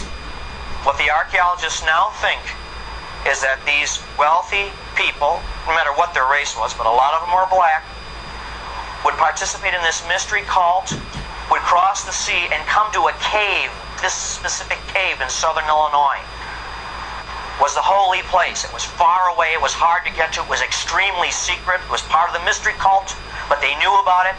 Apparently the Romans knew about it. This is like a Roman cult that was open to anybody that could afford to go through it. And they went through their final initiation, whatever it was, in this cave. And when they were finished, they had their portraits drawn. It's just like you have your picture taken. You graduated, right? And then in the Catholic Church today, we still have things called votive candles and votive statues. Like you'll go to a church and you light a candle and you leave part of yourself there. Or you have like a statue of the Blessed Virgin or St. Joseph and you leave it there. Little inexpensive statue. The same idea seems to be working here. You would go through this mystery cult. You'd come all the way across the ocean on this great hard quest, all the way to southern Illinois to this strange cave. You go through these rituals, and when you completed them, they would draw your portrait real fast, put your name on there, and then they would store it in the sacred cave. You didn't take it with you. That's why it's done on kind of crude stone, although the drawings are not crude. The drawings are excellent. Now, remember, we look at those images of the ancient Indians, and they'll have the big fat Indian or the big giant looking Indian sitting on the throne, and then they got 322 in the background, and they got all the skulls like they're cemented in the walls. And these inscribed tablets were put in this cave because it was like the votive part of you. You left that part of you there. So when you went back to Rome or Africa or wherever it was, part of you was still in this cave. And it is no hoax. It was one time I thought maybe it was a hoax, but now they found over 10,000 of them. They're beautifully done. It's beyond anybody to hoax this stuff. So here's this earlier migration. And because it was part of a mystery cult, it was not well publicized. And so we can kind of excuse historians for saying, well, there were no Romans or blacks or anybody at that time going across the ocean, but there were. The reason they didn't know about it because it was part of this mystery cult. Something of that myth, though, must have survived all the way into Mali times, to 900 AD, when those kings of Mali decided to cross the ocean. Those two black migrations to the Americas are not the only two. There are two more to earlier ones still. We go way back in history. Around 1,000 years before Christ, 3,000 years ago. It's such a long time ago, it's hard to even imagine. There were people called the Phoenicians. These were Canaanite people that are mentioned in the Bible. They're half Semitic and half something else. Who knows what they were? They were very well traveled. They were very great seafarers. And they employed all kinds of races on their ships because they didn't really have any particular homeland. They're always traveling, went everywhere. They were the first to go around Africa, known to go around Africa, 900 BC. And it's known that they employed many blacks on their ships, not as slaves. They had no slaves on board their ships. But they did have sailors. They did have captains. So, you see, the Phoenicians started sailing right away. They didn't have a homeland because of the curse that was put on Cain by Noah. So as a group, they voyaged out on boat. They sailed to what? You just said they sailed around Africa, so they sailed around their homeland. And then to what? These people definitely crossed the ocean also to Mexico. It made a very strong impact on a civilization called the Olmecs. The Olmecs, that's just as a name for this very, very early civilization. The earliest known civilization in Mexico. And everyone thought at one time, well, it's just an Indian civilization until 1861. In 1861, a farmer was plowing his field, came across a very strange domed rock, a black rock. And he couldn't dig it out. The more he dug down, the bigger this rock got. Until he dug the entire thing away. It took him weeks to dig it away. And it turned out that he unearthed a 9-foot-high statue of a head, beautifully done, of an African, not an Indian at all the portrayed features of a West African man. From that time until recently now, there have been 11 of these giant stone heads. Let's see, to give you an idea how big they are. They're an average, there's 11 found now. They're between 6 and 9 feet high, and they weigh 40 tons apiece. They're magnificently These are the Olmec heads. So, we'll listen to him. Carved. While these were being found, more of the Olmec civilization was found, and a temple was discovered that had also the same type of people, these West African people portrayed as kings and warriors. So, when the first archaeologists found these, it says, well, these are probably just blacks that got blown across the sea and were enslaved. But you don't make huge heads portrayed with crowns of your slaves. No, slaves don't crown themselves. No, these are the Canaanites again. These are West Africans. These aren't West Africans. These are Hamites. These are children of Ham that left the land like they were ordered to. And where they settled was the Americas. And when people use sculpted heads, that's their name. That's their name on the land. It's a land claim. Slaves, these were obviously regents, powerful people. Let me see if I can find this real quick. Let me pause it. Okay, now I'm gonna go. I remember when we were covering the Rama people, and these are the people the Bible says is one of the Phoenician cities, right?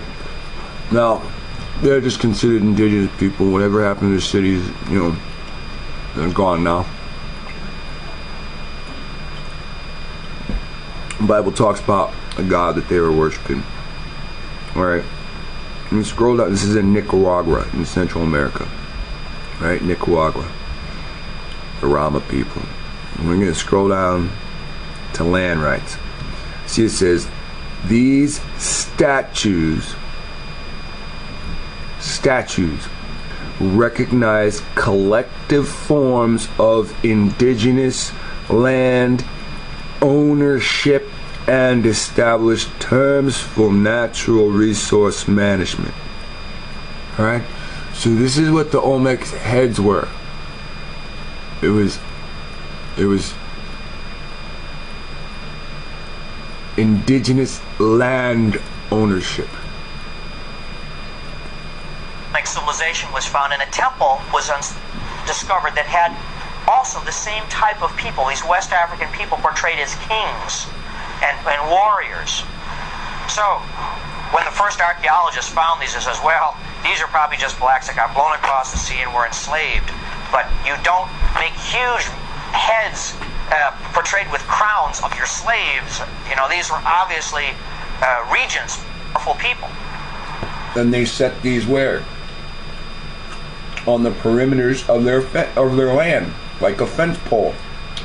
How did they get there that long ago? Because those heads are dated to about 3,000 years ago. So far as is known, there was no black civilization then. That came later. It appears that these were sailors and captains working with the Phoenicians. Maybe they jumped ships, maybe they got shipwrecked, but somehow they got along fine with this Olmec community, so much so that they rose to become the leaders of that society. One of the other new things that have been found is that the heads, the black heads of these great Olmec kings, wear a strange kind of headgear. It comes down halfway by the ears and circles the entire crown of the head. There's nothing like that anyplace else, until they found, starting to find now, these old leather crowns that were studded with gold and brass that were used by the early kings of Mali.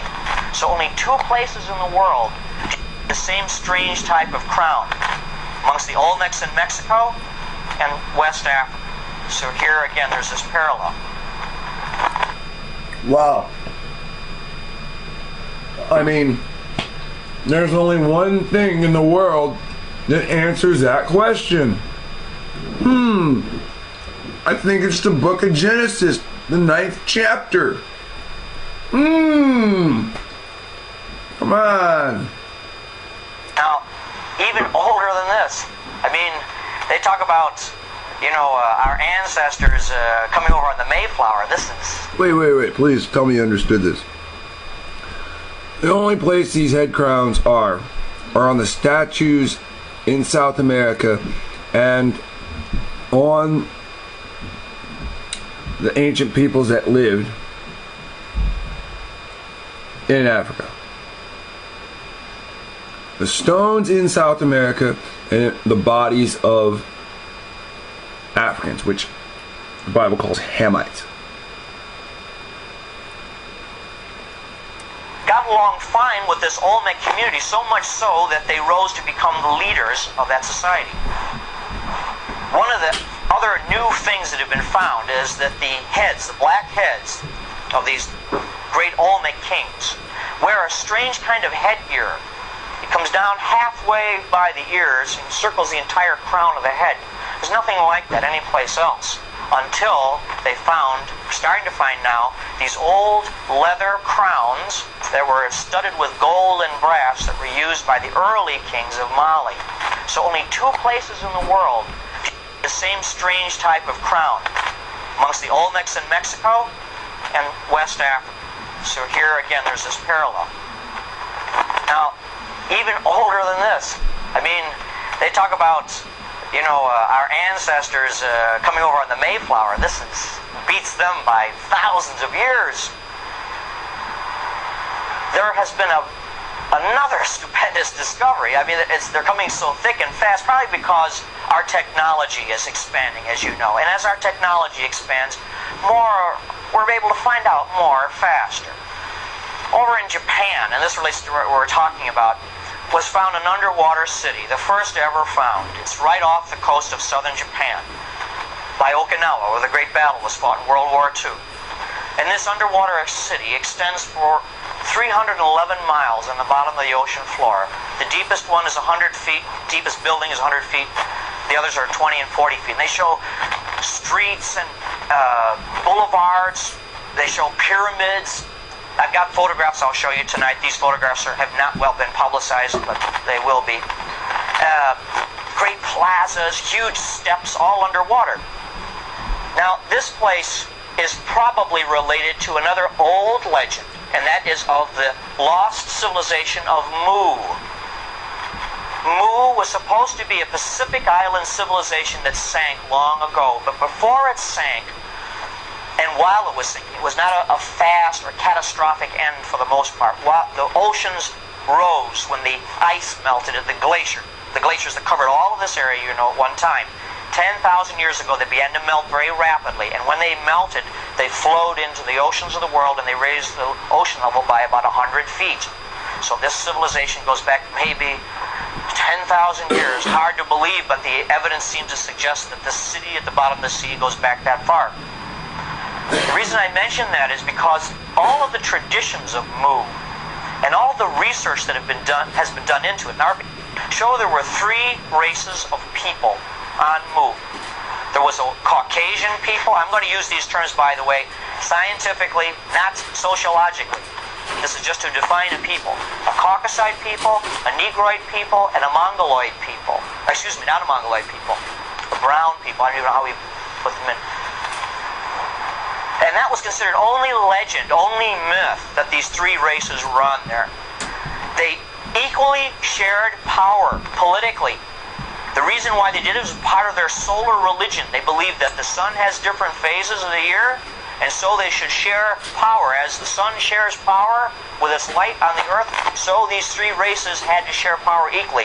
The reason why they believed that was they believed God manifested his power and his identity in natural law. What you see, the flowers growing, the sun, the stars. You can't see God, but you can see what God does. That's God's law. So if you live in harmony with God's laws, you see it in nature doing God's will. That's what these people believe. And so by having the sun at different phases of the year, you share different power. Sometimes the white people, the Caucasoids would be the power. Sometimes the blacks would. Sometimes the brown would. That's their tradition. When this land sank, this high civilization brought some of its ideas to different parts of the world. The brown people became part of what is now Polynesia. And the Polynesian, I can tell you for a fact, the Polynesian legends are thick with stories about Mu. The Hawaiians have a people they call the Mu, who were there before they were. The white people apparently didn't do as well physically. They were more or less wiped out, or they dispersed and intermarried with people in China, it appears. But the blacks, however, went 2 directions. And this is beyond legend now. Now, you just heard about a people's group that grew up on an island together. The Isles of the Sea. You just heard other people's heard of them before. Hawaii is an island. They just said, prior to us, the Hawaiians, the Samoan-looking people living here, there were Mu people. Listen again. Shares power with its light on the earth, so these 3 races had to share power equally. The reason why they believed that was they believed God manifested his power and his identity in natural, their tradition. When this land sank, this high civilization brought some of its ideas to different parts of the world. The brown people became part of what is now Polynesia. And the Polynesian, I can tell you for a fact, the Polynesian legends are... So, the brown people from this land, Mu, settled in the Polynesian Islands. Now you have the real Polynesians, and you have the real Polynesians, who are the Aboriginal Polynesians, and you have these people that are lighter than them with brown skin, the Gentile, that are from the fucking islands. They're doing same thing that the white people are doing that are from the islands, and they're impersonating the real Polynesians, the indigenous people. Do you understand what's going on? This motherfucker just cracked the code back in 19 whatever, and nobody even understood it. This is biblical history. He's talking about Genesis over and over and over again, and nobody understands it.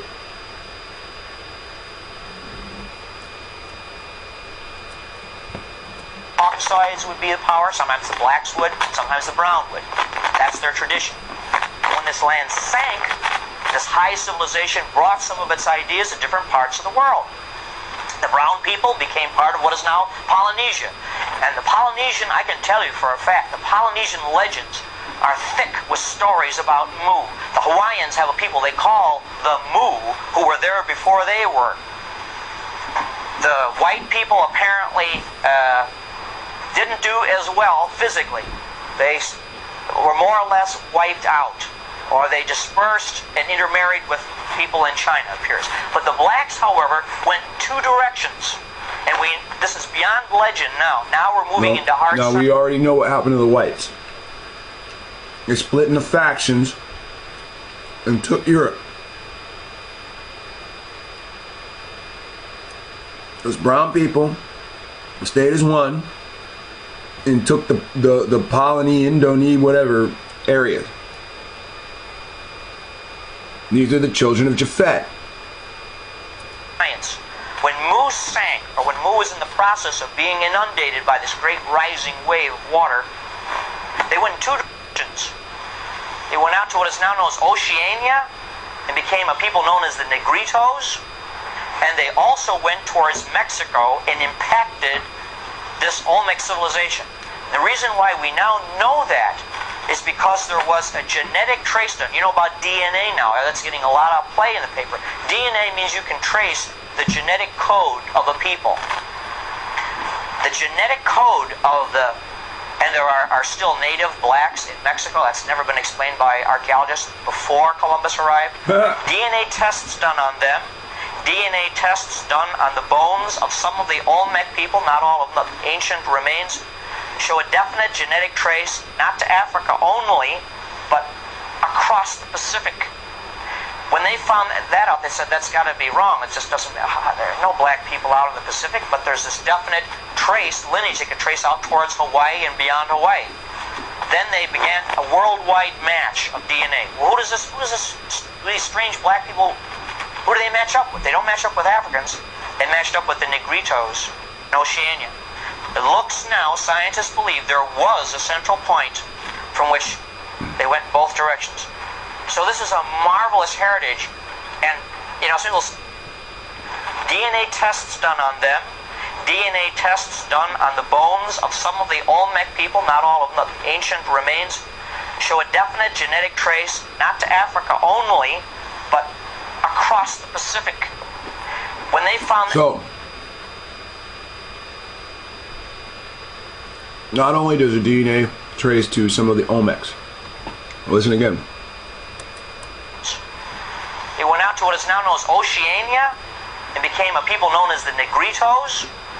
And they also went towards Mexico and impacted this Olmec civilization. The reason why we now know that... That's why I said some of the Olmecs. So they came and grew into their civilization. Is because there was a genetic trace done. You know about DNA now. That's getting a lot of play in the paper. DNA means you can trace the genetic code of a people. The genetic code of the...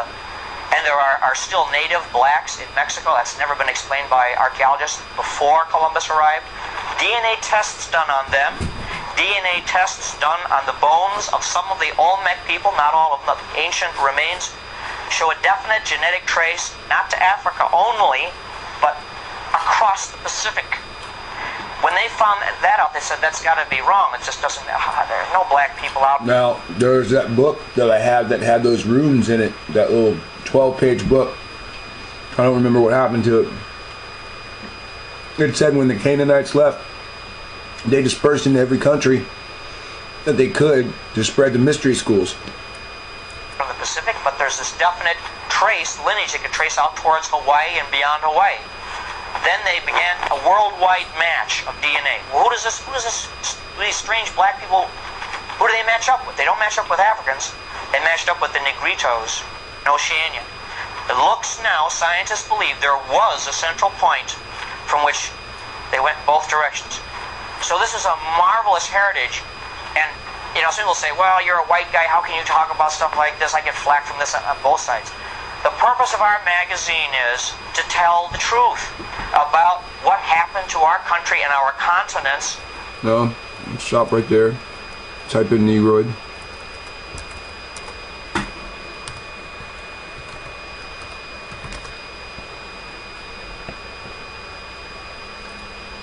Go to Negroid. I'm going to scroll down. And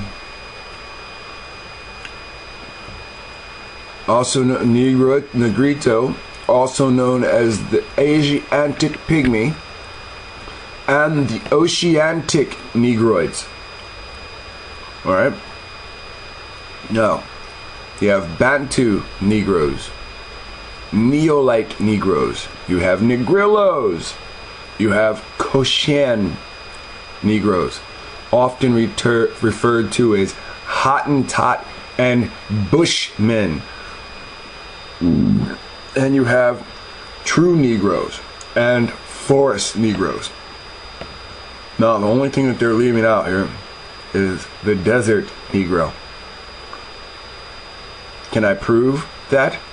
Well, we've all heard the term sand nigger before, haven't we? Wake up, man.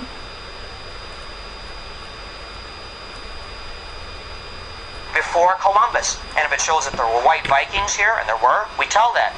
And if it shows that there were Asians here visiting, Chinese here visiting Mexico, we'll tell about that. And if there were blacks here, we have to tell that too. That's all part of our heritage. And I think it's thrilling and exciting for all of us. The year is 2016 and you ain't heard this shit before today.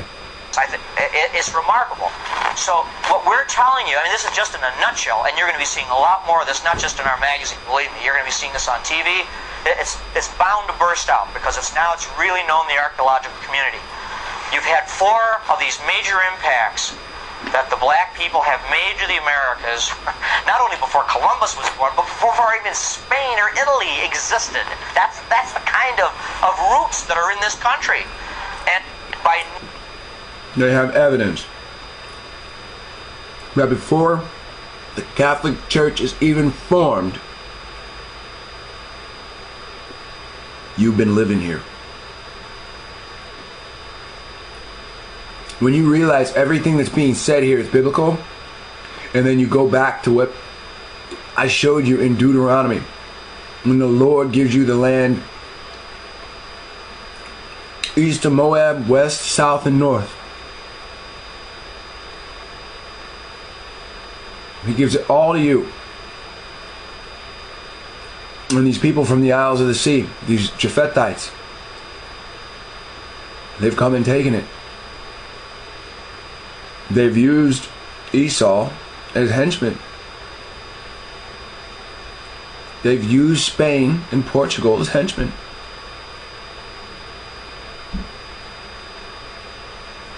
Knowing that, and the more you know about it, it's an empowerment. You're really rude. You have got a heritage which is more than slavery. Sure, there was slavery, but that's not all. That's all part of it. Long before that, there's a heritage of kings, seafarers, religious missionaries, and they were all here. But it happened so long ago, there's just so little of it left. And that's basically my story. What connects it up is even the word Moor, because it's pronounced differently in different parts of Africa. And they call themselves Moor, Mu, Mur. There's all variations of that, so even the name Mur. I'll leave you with one thing which is really interesting too that relates to this. The Mali kingdom, part of their religion, around 900 AD, they believed in a god called Vodun or Vodan. And they said Vodan was this great sailor who came across the sea, and he taught the Yoruba and the Benin how to work with metals. And he was their man god, as it were. He was their founding father.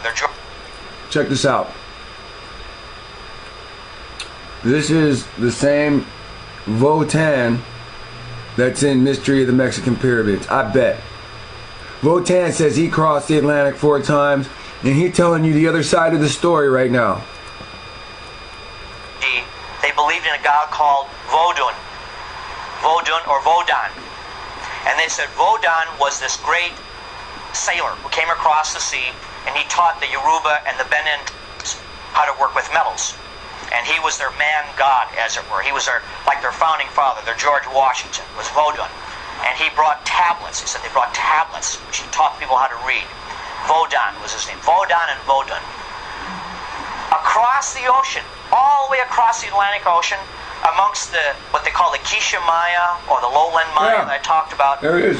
They have a tradition of a god they called Vodan, same name, who brought tablets across the sea to tell them how to work metals and so on. So here we're dealing with the same... Whoa. That's these twists in the story. In Mexico, he's the chief there. He is the Mayan chief, or the Quiché chief. Yeah, he's got this story twisted. The Quiché chief tells you he leaves the Quiché people and goes and crosses the world 4 times in his lifespan. Yeah, but he's not a god to them. He's the chief. He's the king. This is something which is not made up or interpretive. It's the actual fact. It's the truth. So the more of these you have, like I say, the greater the sense of empowerment. So I'm going to stop here because I think these photographs are better than anything I can say. And if you have any questions, feel free to interrupt the action here. Yeah, I'm going to have to turn the slide off, I guess.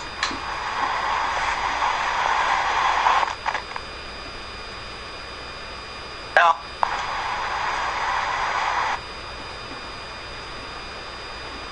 this is something I hadn't got time to go into because it's so long, but it's really interesting. This is a drawing from life that was made, believe it or not, by a so-called American Indian, the southern coast of California.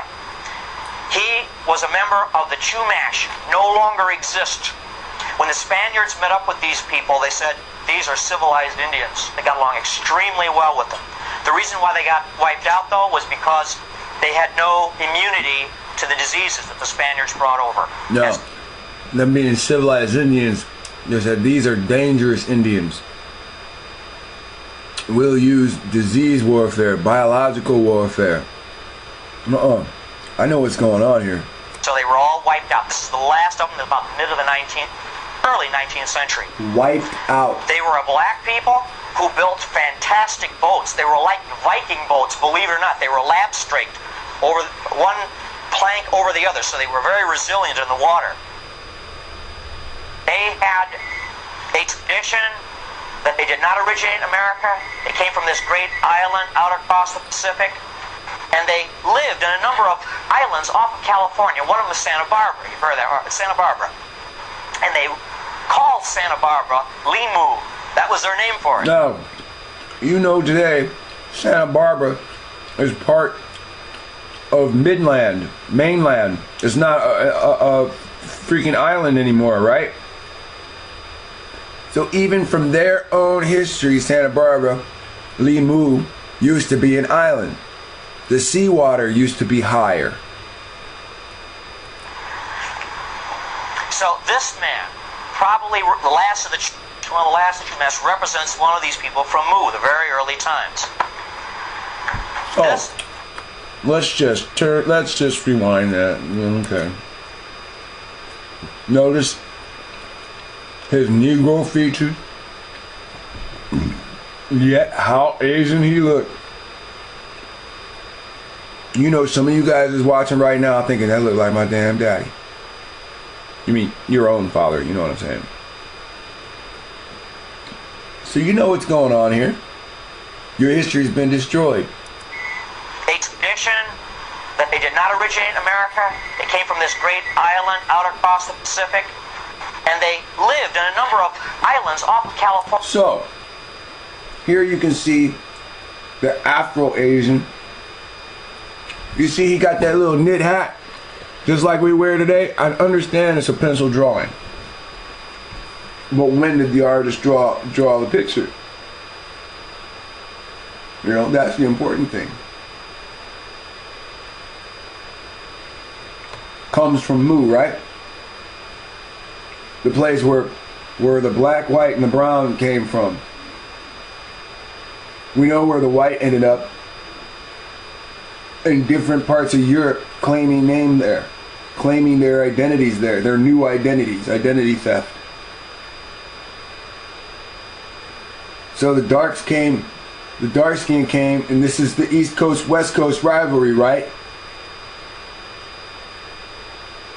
Indians that originated in the West Coast aren't the same blood as the Indians in the East Coast. Same predicament. But those are Japhetites.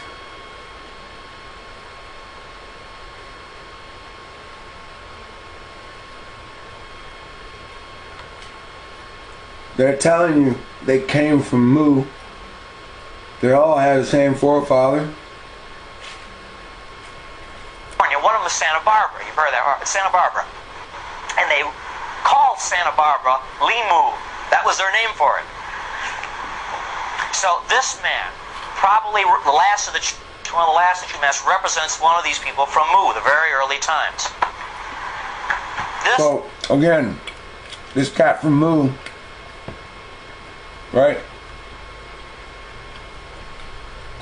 Afro-Asian, Asian, Caucasian.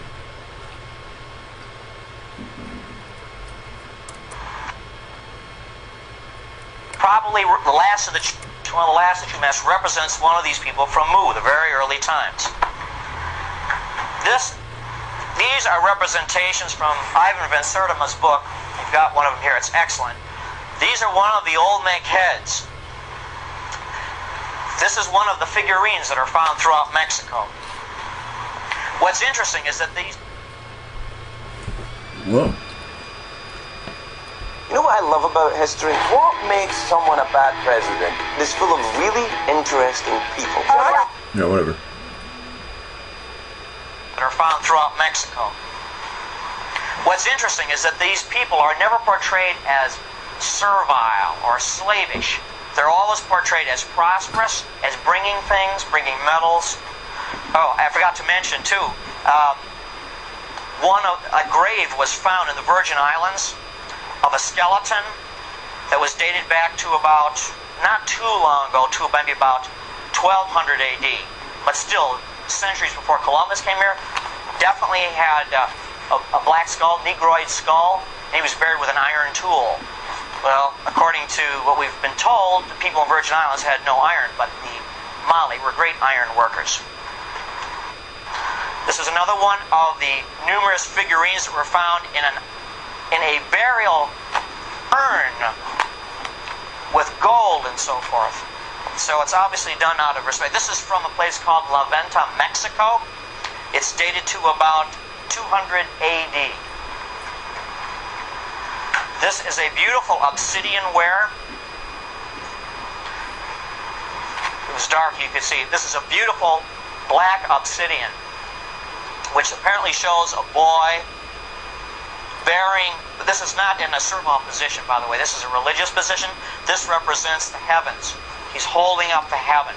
There's a mixed text inscription up here, meaning that this is the sky. So he's not being oppressed or anything. It might look that way, but it isn't. He's holding up the sky. This is dated, well, they haven't got a good date on it because you cannot date obsidian. But they did find some material around it, which may or may relate to its date. This goes back to early Maya time. Northern reaches of the Maya civilization. This represents a person of great influence. This is found on the west coast of Mexico. The name escapes me now. The west coast of Mexico. I'm sorry, I forgot the site. He's sitting down. He's squatting down. This is the emblem of kingship. He's bearded. The Mayas did not grow facial hair at all. This is another one. This is yeah, did you hear that? a terracotta head from about 2,000 years ago. This is from the Atlantic coast. This is around La Venta also. This is one of the great Olmec heads. And when the archaeologists first saw these, they said, well, they're just typically Indians, you know. And but then they Did you hear that? when the archaeologists first saw this, they said this is typically Indians. This typical nigger image is the image of the typical Indian. I type Indian in, you're gonna see a stringy hair man. The people that study bones say this image is the image of what we mostly see. You understand that? Well, why don't we know that?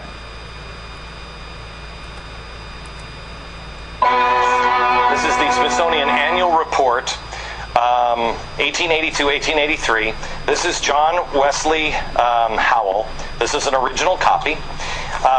John Wesley Howell in 1789. Again, this is Powell. This is the director of the Bureau of Ethnology at the Smithsonian Institute. He said this: artifacts found prior to Christopher Columbus's arrival would be considered illegitimate by the Smithsonian.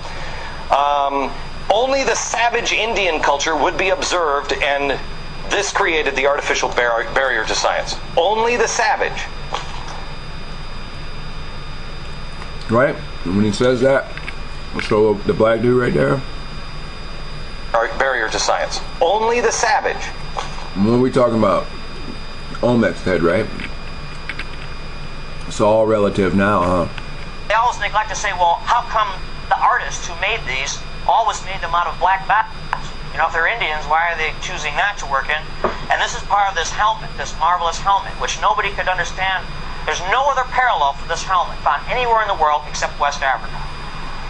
Plus you have the, and then they said, well, they where we get the American football helmet? Remember the first ones before the face mask? You know, if they're Indians, why are they choosing that to work in? And this is part of this helmet, this marvelous helmet, which nobody could understand. There's no other parallel for this helmet found anywhere in the world except West Africa. Plus you have the, and then they said, well, they flattened the features so when they carved them, they could move them around without breaking them. And then it was found that they were carved right where they always were. They were never moved. They were, the artists, to give you an idea how these things, how marvelous they are, they weigh over 11 tons apiece, and they were carried 200 miles. This is before the age of machinery. 5 or 6 cars stacked on top of each other. So when they carved them, they could move them around without breaking them. And then it was found that they were carved right where they always were. They were never moved. They were, the artists, to give you an idea how these things, how marvelous they are, they weigh over 11 tons apiece, and they were carried 200 miles. This is before the age of machinery, folks. You know, it's all handmade. Whoever got this, they were carried from the Tluxla Mountains, which are 200 miles away, 11 tons. They were set up, and then they were carved. So the archaeologists were proved wrong again. Some have suggested the reason why there's just heads is because, well, there's 2 theories are getting outdated now. One, that these were sacrificed victims. There was a game that the Aztecs called was Tlachtli. And in this game, you had to keep this ball in the air all the time. It's a big rubber ball, and the ball represented the sun.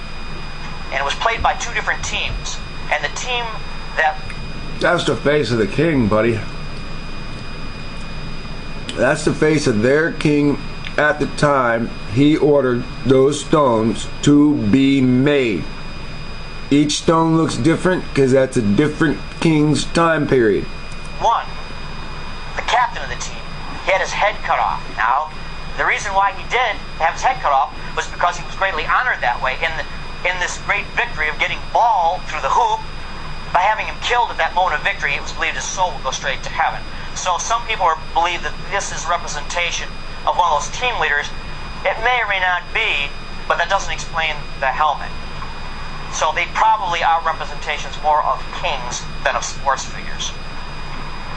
This is a fanciful representation, but not that fanciful, of what Mu may have looked like from all of the descriptions. It was a mountainous place. It was very large. More information has come out. There's been a marvelous discovery underwater of something called the Philippine Plate, and it's about the size of Texas. It's under the Pacific, and it was dry land, they figure, about 12,000 years ago, and it's slowly sinking even deeper today in the Central Pacific. It was a mountainous land. Their architecture appears to have been very squarish. This is similar to the Olmec heads. The heads may have been placed up high, not just sitting on the ground. They've been placed on things, these gigantic, colossal, very large. He was greatly honored that way in this great victory of getting Baal through the hoop. By having him killed at that moment of victory, it was believed his soul would go straight to heaven. So some people believe that this is representation of one of those team leaders. It may or may not be, but that doesn't explain the helmet. So they probably are representations more of kings than of sports figures. This is a fanciful representation, but not that fanciful, of what Mu may have looked like from all of the descriptions. It was a mountainous place. It was very large. More information has come out. There's been a marvelous discovery underwater of something called the Philippine Plate, and it's about the size of Texas. It's under the Pacific, and it was dry land, they figure, about 12,000 years ago, and it's slowly sinking even deeper today in the Central Pacific. It was a mountainous land.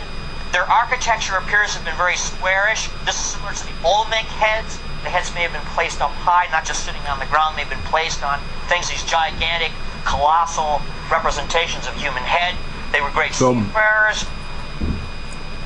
As you can see, in this depiction of Mu, they have giant Olmec heads. So, Pacific, and it was dry land, they figure, about 12,000 years ago, and it's slowly sinking even deeper today in the Central Pacific. It was a mountainous land. Their architecture appears to have been very squarish. This is similar to the Olmec heads. The heads may have been placed up high, not just sitting on the ground. They've been placed on things, these gigantic, colossal representations of human head. They were great seafarers. These are navigable rivers, but they also have a lot of great canals. So this is possibly what this land of Mu looked like. This would be the origin of human civilization. If that's proved, if Mu was the place where civilization began, well then, the contribution of blacks not only to America but to the world is profound, because this is where it all started. Now this is an artist's conception, but now we have some real photographs, or we shall. I guess I should just run through the fast. The story is that Mu was prosperous, but of course it was on an area known as the Ring of Fire, and that's the Pacific. The whole Pacific is surrounded by severe volcanic activity. And one day this activity was stimulated horribly when you have this tremendous onrush of water into the Pacific from the glaciers that are melting, and that started a lot of seismic activity. A lot of volcanism took place on the island of Mu, which was a giant island.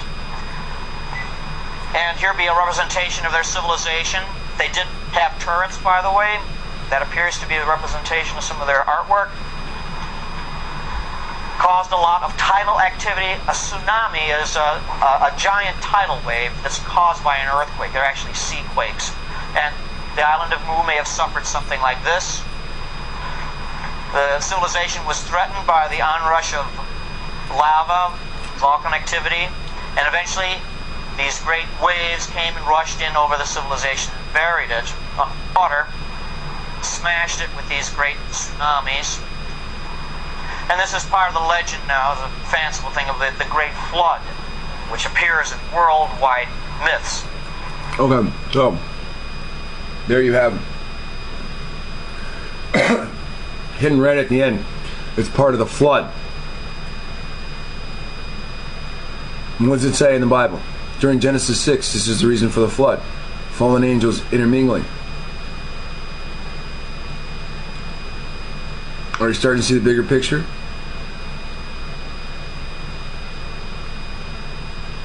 Myth and legend say that Iapetus started sleeping with the angels. Iapetus is the name of Japhet.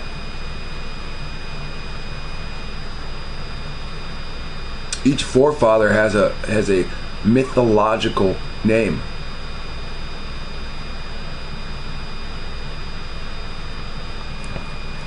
And right here, this is when he tells you their bed, right? This is where they're breeding with fallen angel, right? And it tells you it's not just one type of people. Dark skin, brown skin, and white skin. Water smashed it with these great tsunamis. And this is part of the legend now, the fanciful thing of the Great Flood, which appears in worldwide myths, and covered it completely. Now, in 1995, scuba divers off the coast of Okinawa, just sports divers, started to find some very strange looking features underwater. Some of these photographs are taken from the Japanese press. It hasn't made much publicity in this country. It's been on CNN, but that's about all. Some of these photographs are taken from a video, others are from the Japanese magazines. And the divers began to find this. This is the first one they found. This is about 100 feet underwater. This is a great plaza. The remains of a stairway, some kind of walkway. It's off the island of Yonaguni, which is not far from Okinawa. This is part of this great stair. Here's a scuba diver you can see. It's about 100 feet underwater. This is coral incrustation. So we know that it's been underwater a very long time. It's a huge building. Big. These buildings are so huge that they're difficult to take in with one shot of the camera, especially because underwater your visibility is limited, of course. Here's another view of another plaza. It's almost like a section of a pie. It's enormously huge. These are 3 divers behind there, so you can kind of see. Now it's in good shape. These structures are in good shape, which means they probably weren't hit by earthquakes so much as when the water just rose over them. And this looks like the remains of...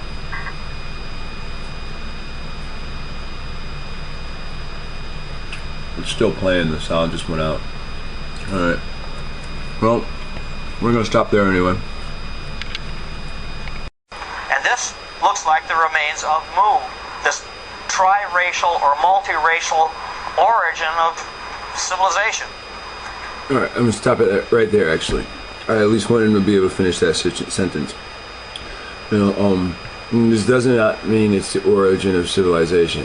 All that means is the origin of somebody. Someone is indigenous to there. That's all you truly can say. You cannot say everyone's indigenous from there. I believe that is showing the Gentiles of Japhet where they actually come from. Now, it doesn't necessarily mean they're all from one island. It just shows you a unique branch. It shows you a branch that has dark skin, pale skin, and brown skin all working together because of their common ancestor. Now, take what you will from this. I think it's interesting, but it's just going to turn into a longer and longer video. Remember the things that we learned today, the theory of Phoenicians discovering America, coming with Hebrew tablets to give to Hebrews. And remember, the Hebrew tablets they carried state for the Jews. So if they were bringing something for the Jews, and obviously if the Jews started on the other side of the world in Egypt, whether it be Africa's Egypt or whether it be Arab Egypt, the Phoenicians left and still understood that the Jews were here. We understand that John Wesley Powell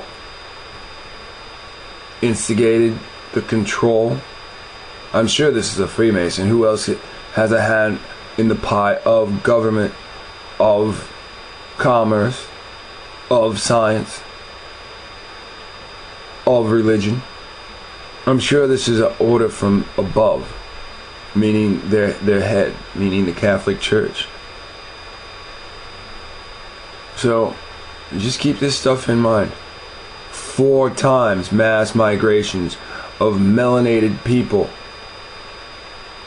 He says black people, so that's Afros people. Peoples with Afros. You've been lied through history, so you never go to the past and say, oh, I'm already from here. I've listened to a little bit more of the video, and I just want you to hear a couple of things. One thing he states is, he says this is the origin of civilization. He states this is not the origin of life. I might be able to go back far enough and play that again. The origin of human life in Africa goes back long before this. This is the origin of civilization, not a man or a life. That took a long time for human beings to rise up from their earlier beginnings to become civilized. This appears to be where man reached civilization. That took a long time. It took hundreds of thousands of years at least. Yes.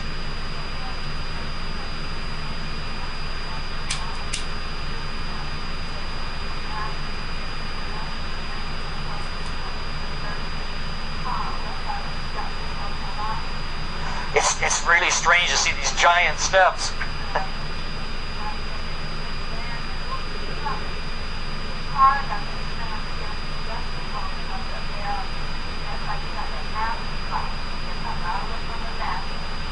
Just listen to his response.